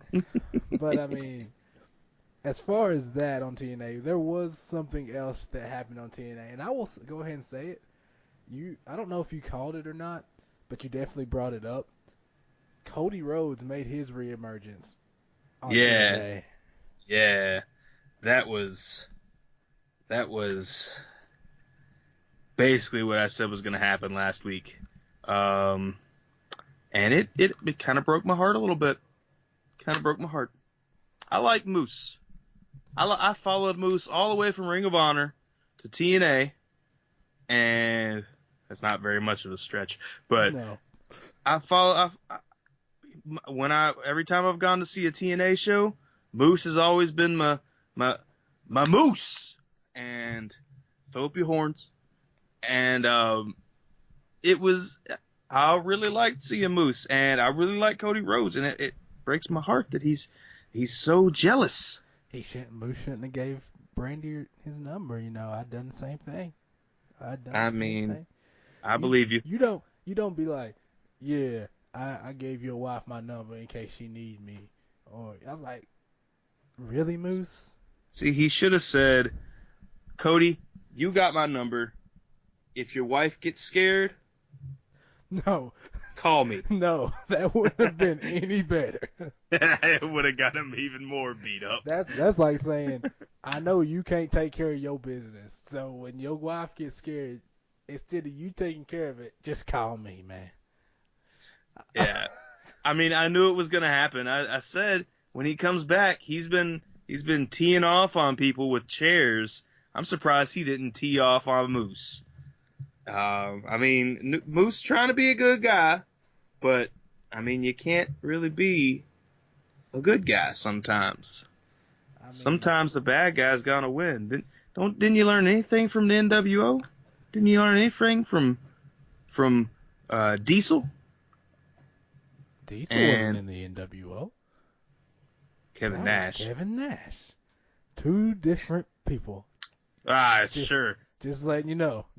Sure. Diesel. Then you got Kevin Nash. But I digress. But sure. Okay. Moose got what he had coming to him, though. I mean, you just can't do that thing, especially when you got Cody Rhodes, who is crazy already. He is insane. He's lucky he just got a low blow and a few, other shots. And then he did the finger guns like he's been marked for Bullet Club. Bullet Club's gonna come in. They're gonna take Moose out. Moose gonna be done. Moose ain't even gonna show up next week. They be like, we're Moose, and like, I don't know. I didn't see him since last week when he gave Brandy Rhodes his number. Yep. He's just cement shoes, man. Cement shoes. Somebody's going to be hunting some moose. The whole Stone Cold Steve Austin podcast is about shooting deer. Well, I have a feeling next week's going to be all about shooting moose on this podcast. It's going to be a thing. But did you see anything else that stood out to you on TNA? I personally didn't.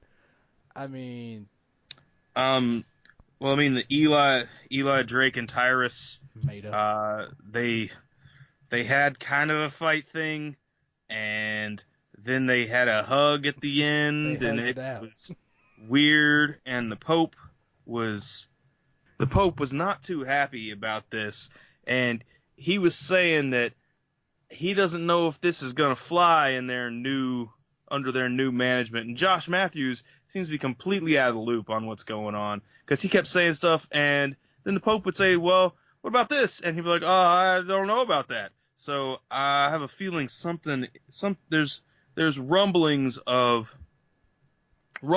change in TNA's locker room, probably, especially with their new ownership from Anthem. And I mean, there was that. That's a thing. Possibly. Don't know. And then you had Red versus Blue being brought back up. And I love me some Jade. She is awesome. Rosemary, though, I don't have as much of a like for. She's crazy, but I don't know if I like her all that much compared to Jade. I'd much rather see. But I do like their feud. It's good. It shows that there's other things going on that is serious in the women's division on TNA, the Knockout division. Because you've got Gail Kim, you've got Jade, you've got Rosemary, and that stuff I like better than seeing this goofy wedding story that they got going on. As much as I like Allie, and as much as I like Maria Kanellis, this storyline that's a feud between them, basically, with other people being their proxies, I want to see them get back to actually doing something. And if that culminates into a actual match between Maria Kanellis and Allie, I would not complain. I would enjoy that, actually. It'd be pretty good. I mean, that TNA was kind of lackluster this week, but we did see the first match for Josh Barnett, which was really good, and that's pretty much all there is to say about that match. It was really good, and there's not much other than it was kind of a squash match. So, but it showed that he knows what he's doing. Of course, he knows what he's doing, though. Yeah. Can you tell us who Josh Barnett is? Josh Barnett is a former UFC heavyweight champion who unfortunately got the title stripped after he failed a drug test. Of course, everybody is. Yeah, It's kind of par for the course. But he definitely was a superstar in MMA. That he was great in his prime. When he came back, he was actually still all right when he was older. I mean, with the heavyweight division over there being as lackluster as it is, I mean, it's not like he was, bad or anything. But you could always see in his promos that that underlying wrestling persona, so to say, and you knew that once he transitioned over there, it was going to translate. Yeah, oh yeah. I mean, he was the youngest world heavyweight champion ever, which is amazing. So I mean, he definitely has the chops, and I can't wait to see him fight Lashley. That's going to be a really good match.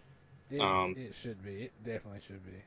And speaking of random rumor or random things coming true that we heard about a while ago about like UFC guys coming into wrestling and all this stuff, because I mean, obviously it just came true in TNA. Have you heard anything crazy coming up this coming soon? Basically, any coming soons? Any crazy things you've heard? Yeah, I mean, last week I kind of talked and hit on the idea that they may be bringing back some old divas, And this week, I'm going to give you more via subtraction. The biggest rumor that I've heard is that the Big Show Shaquille O'Neal match at WrestleMania might be in jeopardy. Good. Uh, yeah, that's what I'm saying. Apparently, Shaq isn't. A year ago he seemed like he was all for it, but apparently this year, now, Shaq just doesn't seem as interested in fighting the Big Show as WWE had anticipated that he would be. So, that from what I read, that kind of explains why the Big Show has been tweeting at Shaq constantly, I guess trying to get him re-interested in doing this match. Mm-hmm. Because, that's one of the main reasons the Big Show's been working his ass off trying to get in shape was for this match. And it could be in jeopardy. Okay. That's a good thing. I don't want to see that. Nobody I think really it's wants stupid. to see it. Yeah. It's stupid. It needs to just go away. These matches where they have random people that have nothing to do with wrestling, occasionally that's okay, but, Shaq, what are they going to do? They're going to say, oh, he was the champion of Shaq Fu. I like that game, but nobody else did, so you don't need to bring it up. Right. I don't think anybody's going to, miss that match at all. But one other little rumor that I've just came across in the past, 10 seconds.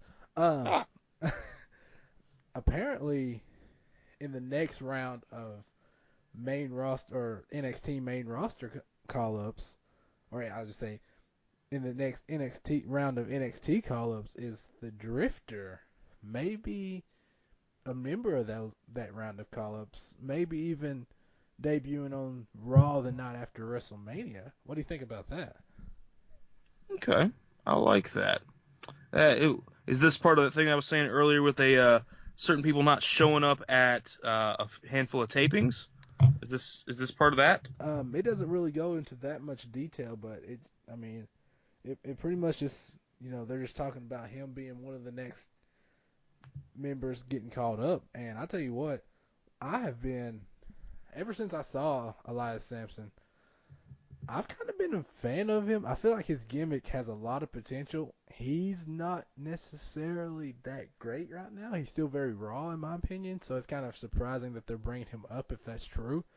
But Mm-hmm. the whole Drifter gimmick. It's completely different than the lone wolf gimmick of Baron Corbin. Oh yeah. It's kind of the same, but at the same time, it's like miles apart. And I like it. I think if he continues to grow into that character, maybe not sing. That I think that would be good for him, and I could see him. He's going to start out as essentially. I don't think they're going to bring him up and he's going to explode onto the scene or anything, but I think he has the ability to work his way up the roster, probably on SmackDown. I'm saying everybody's going to SmackDown. I don't know. I could see him coming up there having a slow burn, kind of a slow build, which is, I don't want somebody coming up there and just blowing everybody out, and because that just seems weird for somebody to come up and blow everybody out. I'll blow out all the veterans and all that. It happens, yeah, but at the same time, it makes more sense for some of these people to come up and have a slow build to an ultimate high, basically. Right. I don't have a problem with that. I want to see that. I've not been able to find a list of the people that haven't showed up, that didn't show up to the tapings for the NXT for the next couple weeks, but there are a few rumblings of the people that didn't show up that weren't listed on any of the call sheets, that they might be going up to the main roster. And I have a feeling it's a couple of the Japanese people. They didn't say who, so I don't know who all is included in that Japanese people list that is supposedly floating around, but I could see basically any of the people that came from New Japan that are on NXT right now, any of the people that are in New Japan that were in New Japan that are a part of NXT right now would excel in the main roster on either brand. Not saying who, because I have no idea, but that's what I've heard so far. Got any thoughts on that? I mean, I'm right there with you. Any of these guys I think any of these, especially the Japanese superstars, can transition well. Mm-hmm. Like you said, don't have any inside information. You know, we ain't that big yet. But yeah, I mean, anytime there's new talent on I don't Raw, know. Alexa Bliss followed me on Instagram the other day.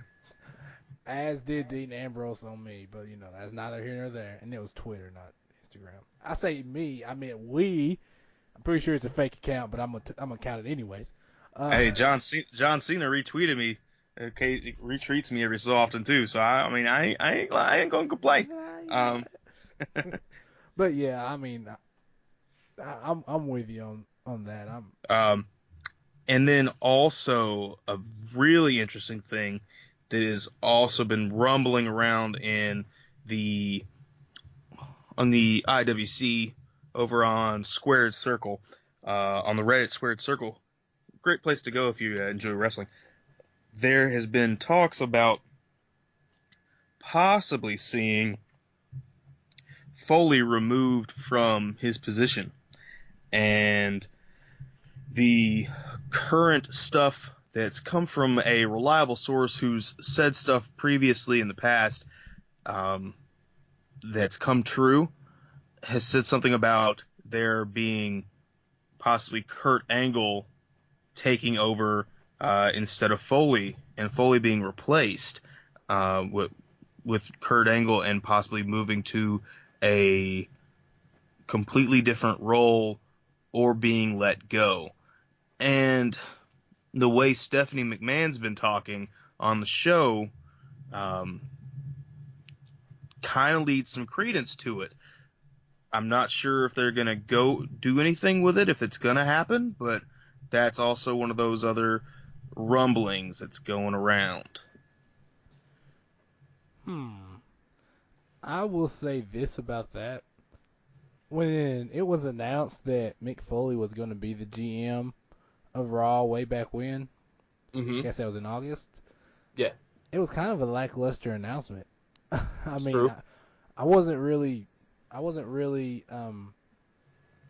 clamoring for a chance to see Mick Foley as general manager, so the idea that he may be on the verge of getting removed isn't all that surprising to me. He hasn't really done much work as GM. You know, he hasn't excelled in his on-screen role as GM. I mean, it's mainly Stephanie that's been doing the bulk of the work.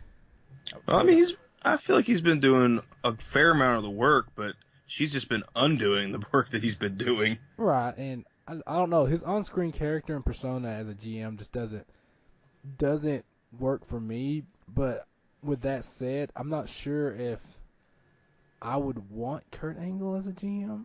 I would not. I'm not. I mean, I don't think that's where he would best suit the company. Like Correct. As an in-ring, if they brought him back as an in-ring competitor, I'm game. If they brought him back as a manager for American Alpha, I'm game. Mm-hmm. Bringing him back as a GM, I'm not so game. I feel you. I completely agree with that. I wonder how Stephanie felt about Mick Foley wearing his shirt that said WWE Raw Commissioner on it this past week. That was interesting. So, Ryan Cloud, also with these rumors, with all that stuff on Raw, I don't know if you caught it, all the stuff that the New Day was saying, how they're gonna be, how they're trying to be the hyenas, and in the Lion King, a bunch of random stuff. They're gonna put some booty juice in their ice cream. That's nasty. That's nasty. That's just grody. And I thought you wanted that ice cream. That was what you. Not anymore. I'm good. I don't well, you ain't gonna get it now because the Russians done hacked it, and they're gonna They're going. It's going crazy. That should be on recall. Except they destroyed the iPad, and the iPad, as we all know, anything on an iPad goes into the cloud, and then it gets stolen by the fappening people. That's going to be interesting. They're going to be fapping to some ice cream with booty juice in it. But anyway, so they're going to be wanting to be the hyenas, and they had a whole bunch of other news. One of that news was Up, Up, Down, Down, everybody's favorite wrestling video game show on YouTube, is probably going to be getting its, I think it's its diamond play button for 1 million subscribers or something like that. I'm not exactly sure how that levels out, but I know one thing. We're probably going to be getting our cardboard play button because, as you know, and possibly some fans know, I don't know, this is going to be the first episode that's going to be uploaded to YouTube because we have lost our little bit that we had going on with SoundCloud. Don't worry, the SoundCloud episodes are probably going to still be the most current episode, but we're going to upload everything else to YouTube as well. I think. Is that where we're going? Is that possibly a rumor on our end, Ryan Cloud? That is a rumor that I am about to confirm right now. Perfect. So what the deal is, SoundCloud only allows you so much space on the free account, and seeing as how we're just kind of starting out a little bit, that's what we got. So apparently, one episode for us is all the space that you can have. Lovely. So we'll still upload the most current episode to SoundCloud, but if you start going to our SoundCloud, you'll notice that there's only one episode on there at a time. So that's going to be our most recent episode, and we're going to throw all of our other episodes, including our most recent episode, onto a YouTube account. So you'll also be able to access our podcast there. Yes, sir. Yes, sir. And I mean that's what's up with Raw. Did you get a chance to check out any of Talking Smack? I did not. Well, AJ Styles said something rather interesting after showing Daniel Bryan his teeth, and Daniel Bryan not understanding why he was showing him his teeth. He had chipped his tooth, and because Braun Strowman gave him an elbow, not Braun Strowman, Luke Harper had given him an elbow to the face, and he chipped his tooth, and then he said this. He said that, and then old Daniel Bryan said it's because he's using his elbow and not his forearms. And then AJ Styles said, well, it's because y'all, I can't even use my forearms now since y'all have banned forearm strikes. So I don't know if that's actually a thing that's happened in the past little bit, because they said they've rewritten some rules in the past couple weeks, and I don't know if maybe that's part of these rules for him that forearm strikes have been taken out. But he said that on Talking Smack, and it seemed like it was a random throwaway line. And Talking Smack, a lot of the things on Talking Smack seem to be real-ish. So I'm not sure if that's a thing or not, but that really takes a lot of stuff out of AJ Styles' arsenal. That's one thing that I noticed. I don't know if it's actually a thing yet or not, though. Yeah, I mean that takes, for one thing, that takes away AJ's finisher. I mean, the one he's been using recently. Well, for the most part, throughout his tenure here, with the occasional Styles Clash, but I guess that might be why he has started using the Styles Clash much more now. That would explain it. I mean, possibly. I don't know. But it was like a random throwaway line that he threw in there just for like, I don't know if Daniel Bryan, I feel like he just threw it in there just to throw something in or what.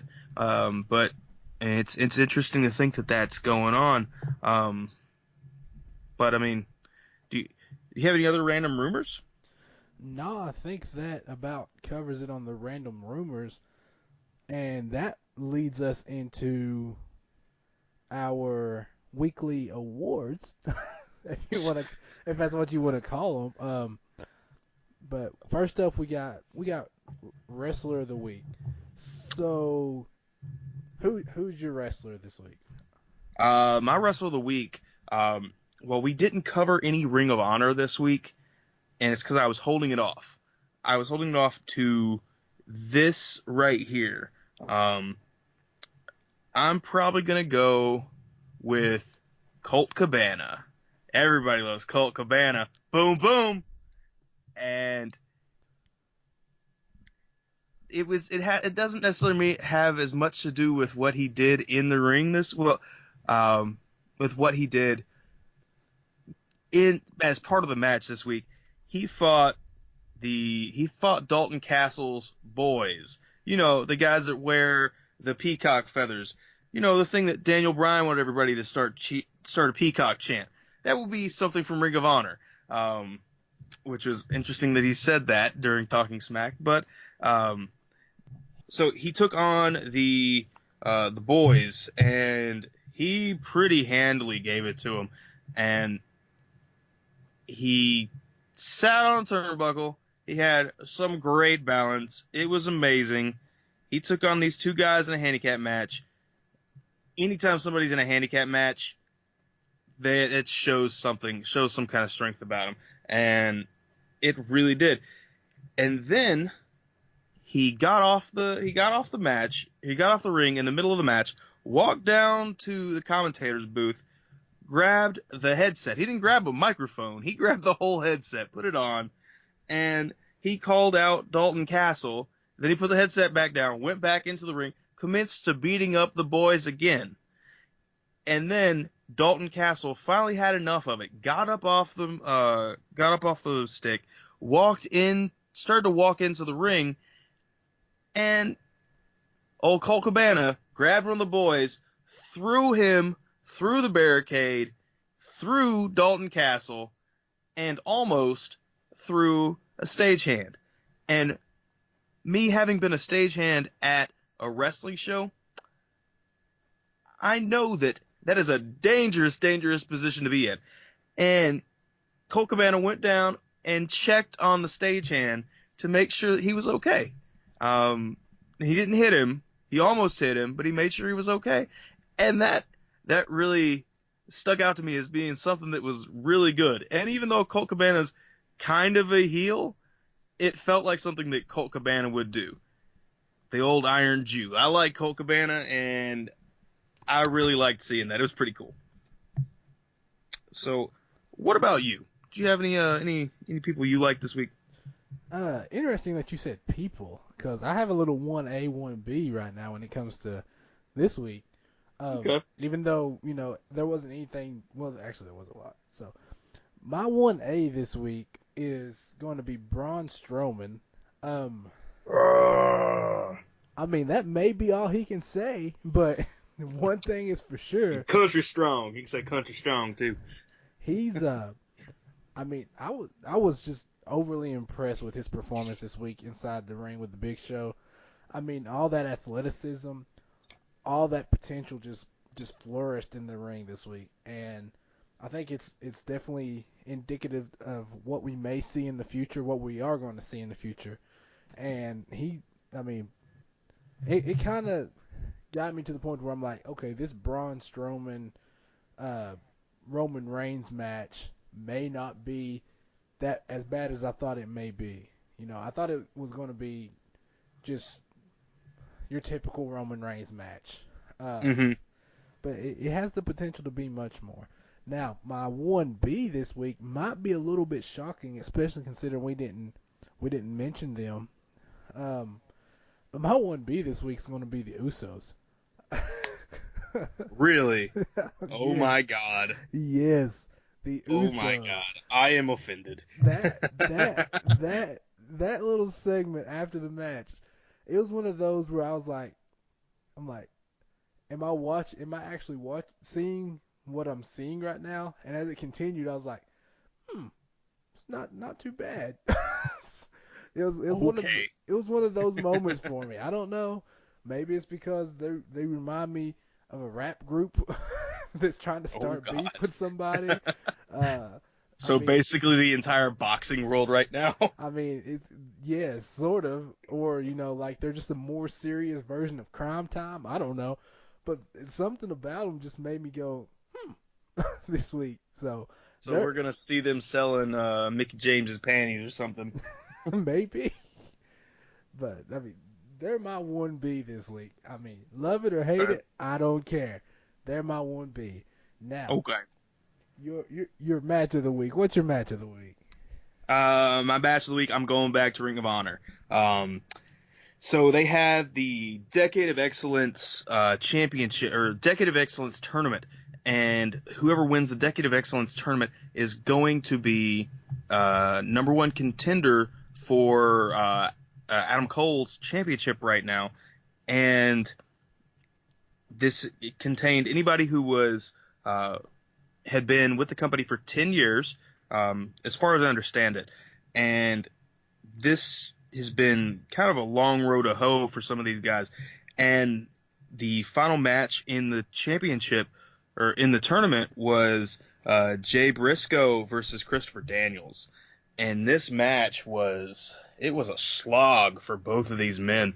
And it looked like it took all of them, took everything out of them to finish the match.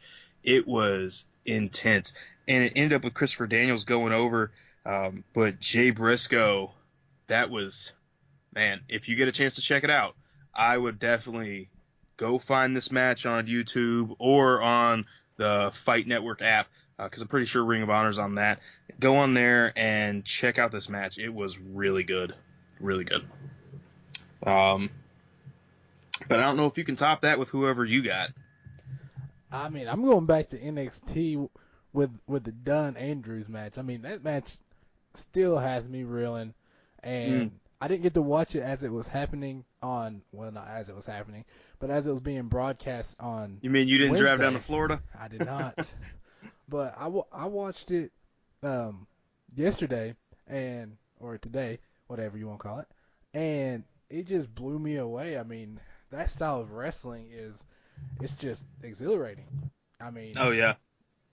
just some of the techniques that they used and some of the transitions in between moves. I was like, wow, this is what we need, and we need more of this. We need this Yeah. on 205. That's what I'm saying. But yeah, I mean that's my match of the week.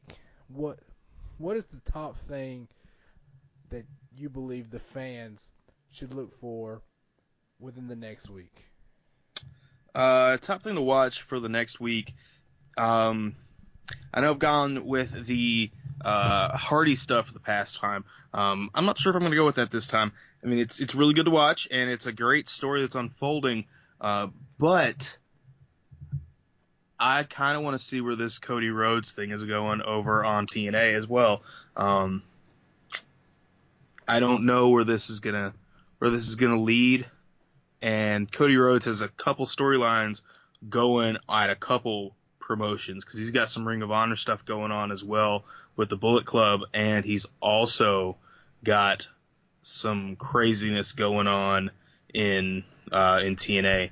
And I would definitely be watching whatever storyline Cody Rhodes is involved in this coming week, be it either the Bullet Club storyline with Adam Cole and what's just happened with the Decade of Excellence tour or tournament, or the storyline with him and Moose and Brandy or Mini Moose. I don't know what she's gonna go by right now, but I thought it was interesting how they danced around the fact that he is Cody and she is Brandy Rhodes.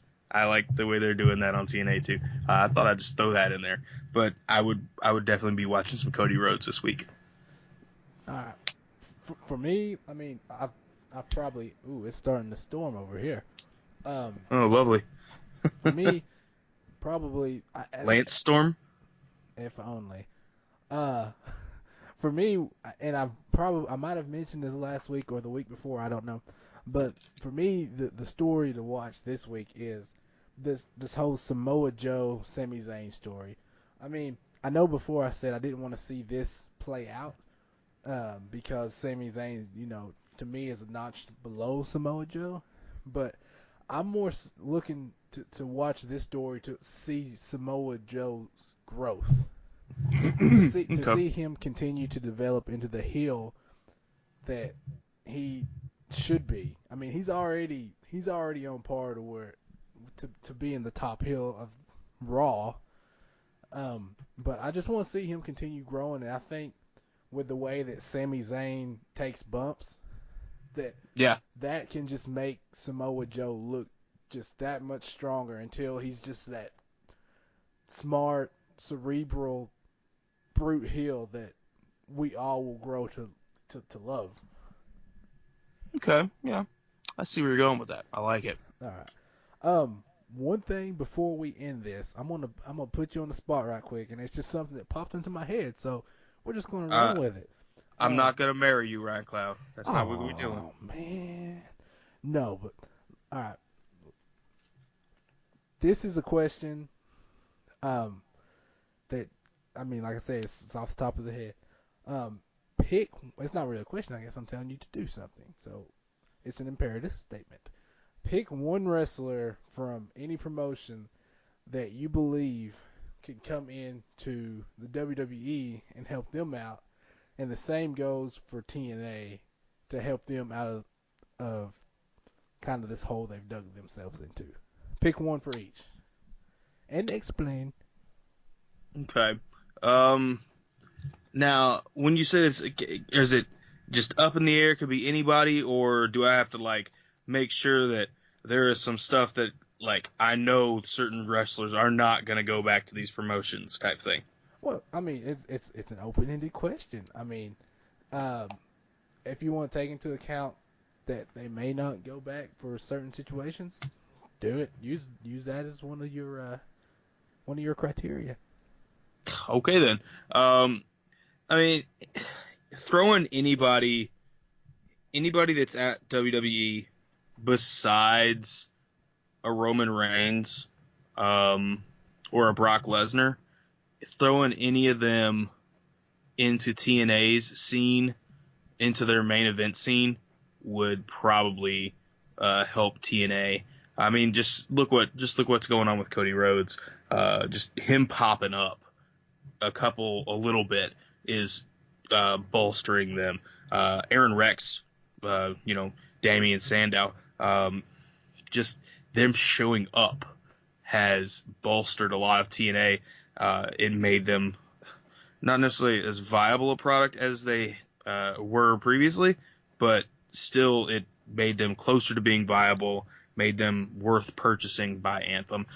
So basically, there's no way I could pick one person because anybody really could do it. I mean, just Colt Cabana showing up in TNA would bolster them. I mean, not necessarily for regular fans that only watch WWE, but those people aren't watching TNA anyway. So, I mean, but having a WWE person show up, like Cody Rhodes, would definitely bolster TNA in just in any way possible. So like if you took a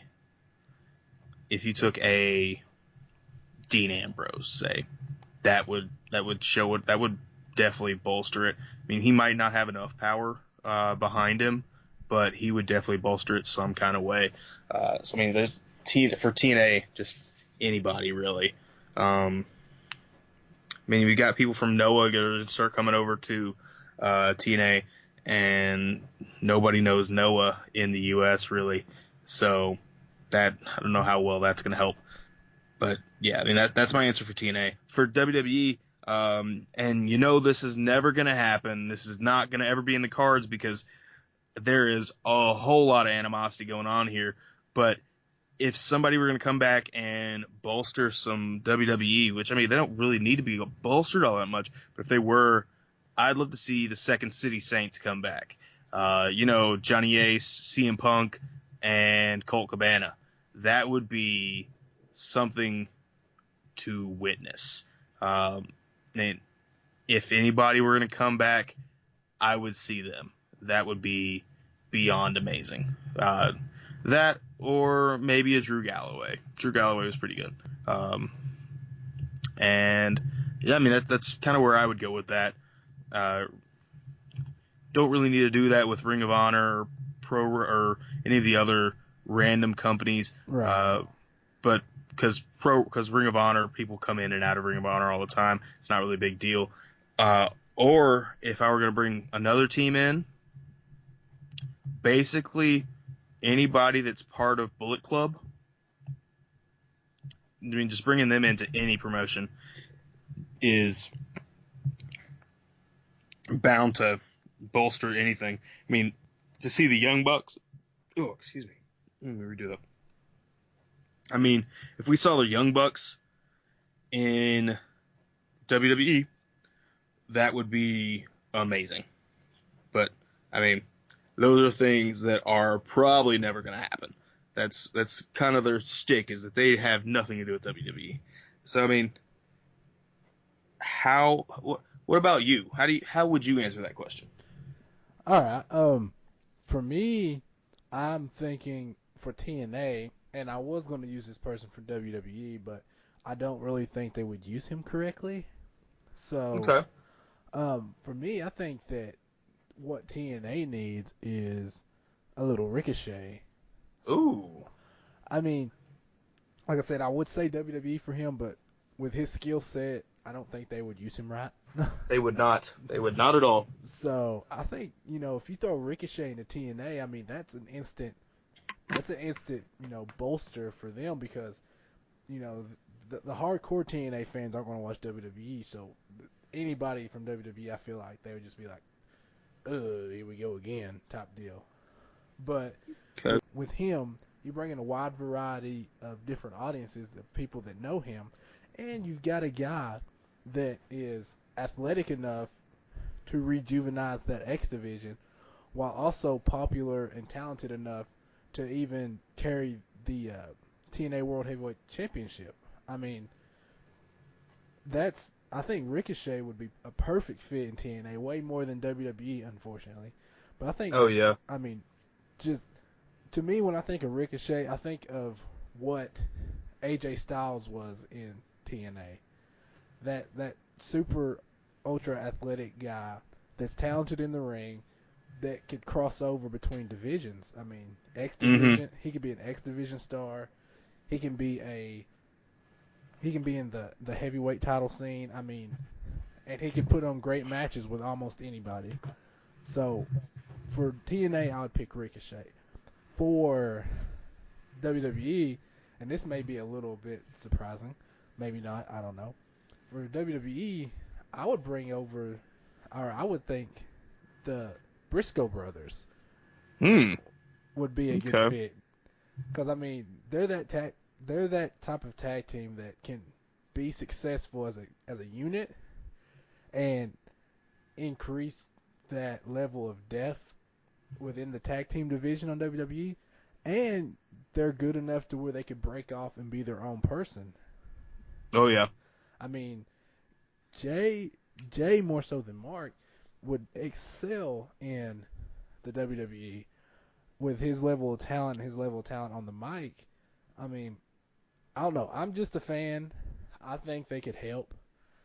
I mean, they just add that level of depth to the WWE, and I wouldn't mind seeing them on there. I don't know, even in their current gimmick, I would be fine with it.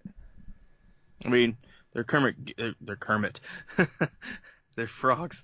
Their current gimmick is not a bad gimmick. I mean, it would definitely. I mean, it's country strong, but it's country strong in a different way than Braun Strowman and Luke Harper and Bray Wyatt are country strong.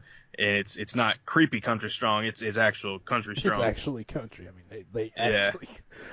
Yeah. Yeah. I mean, I could definitely see that with with your addition of Prince Puma or Ricochet or whatever he's going by currently, because he's wrestling in a couple different promotions at the same time.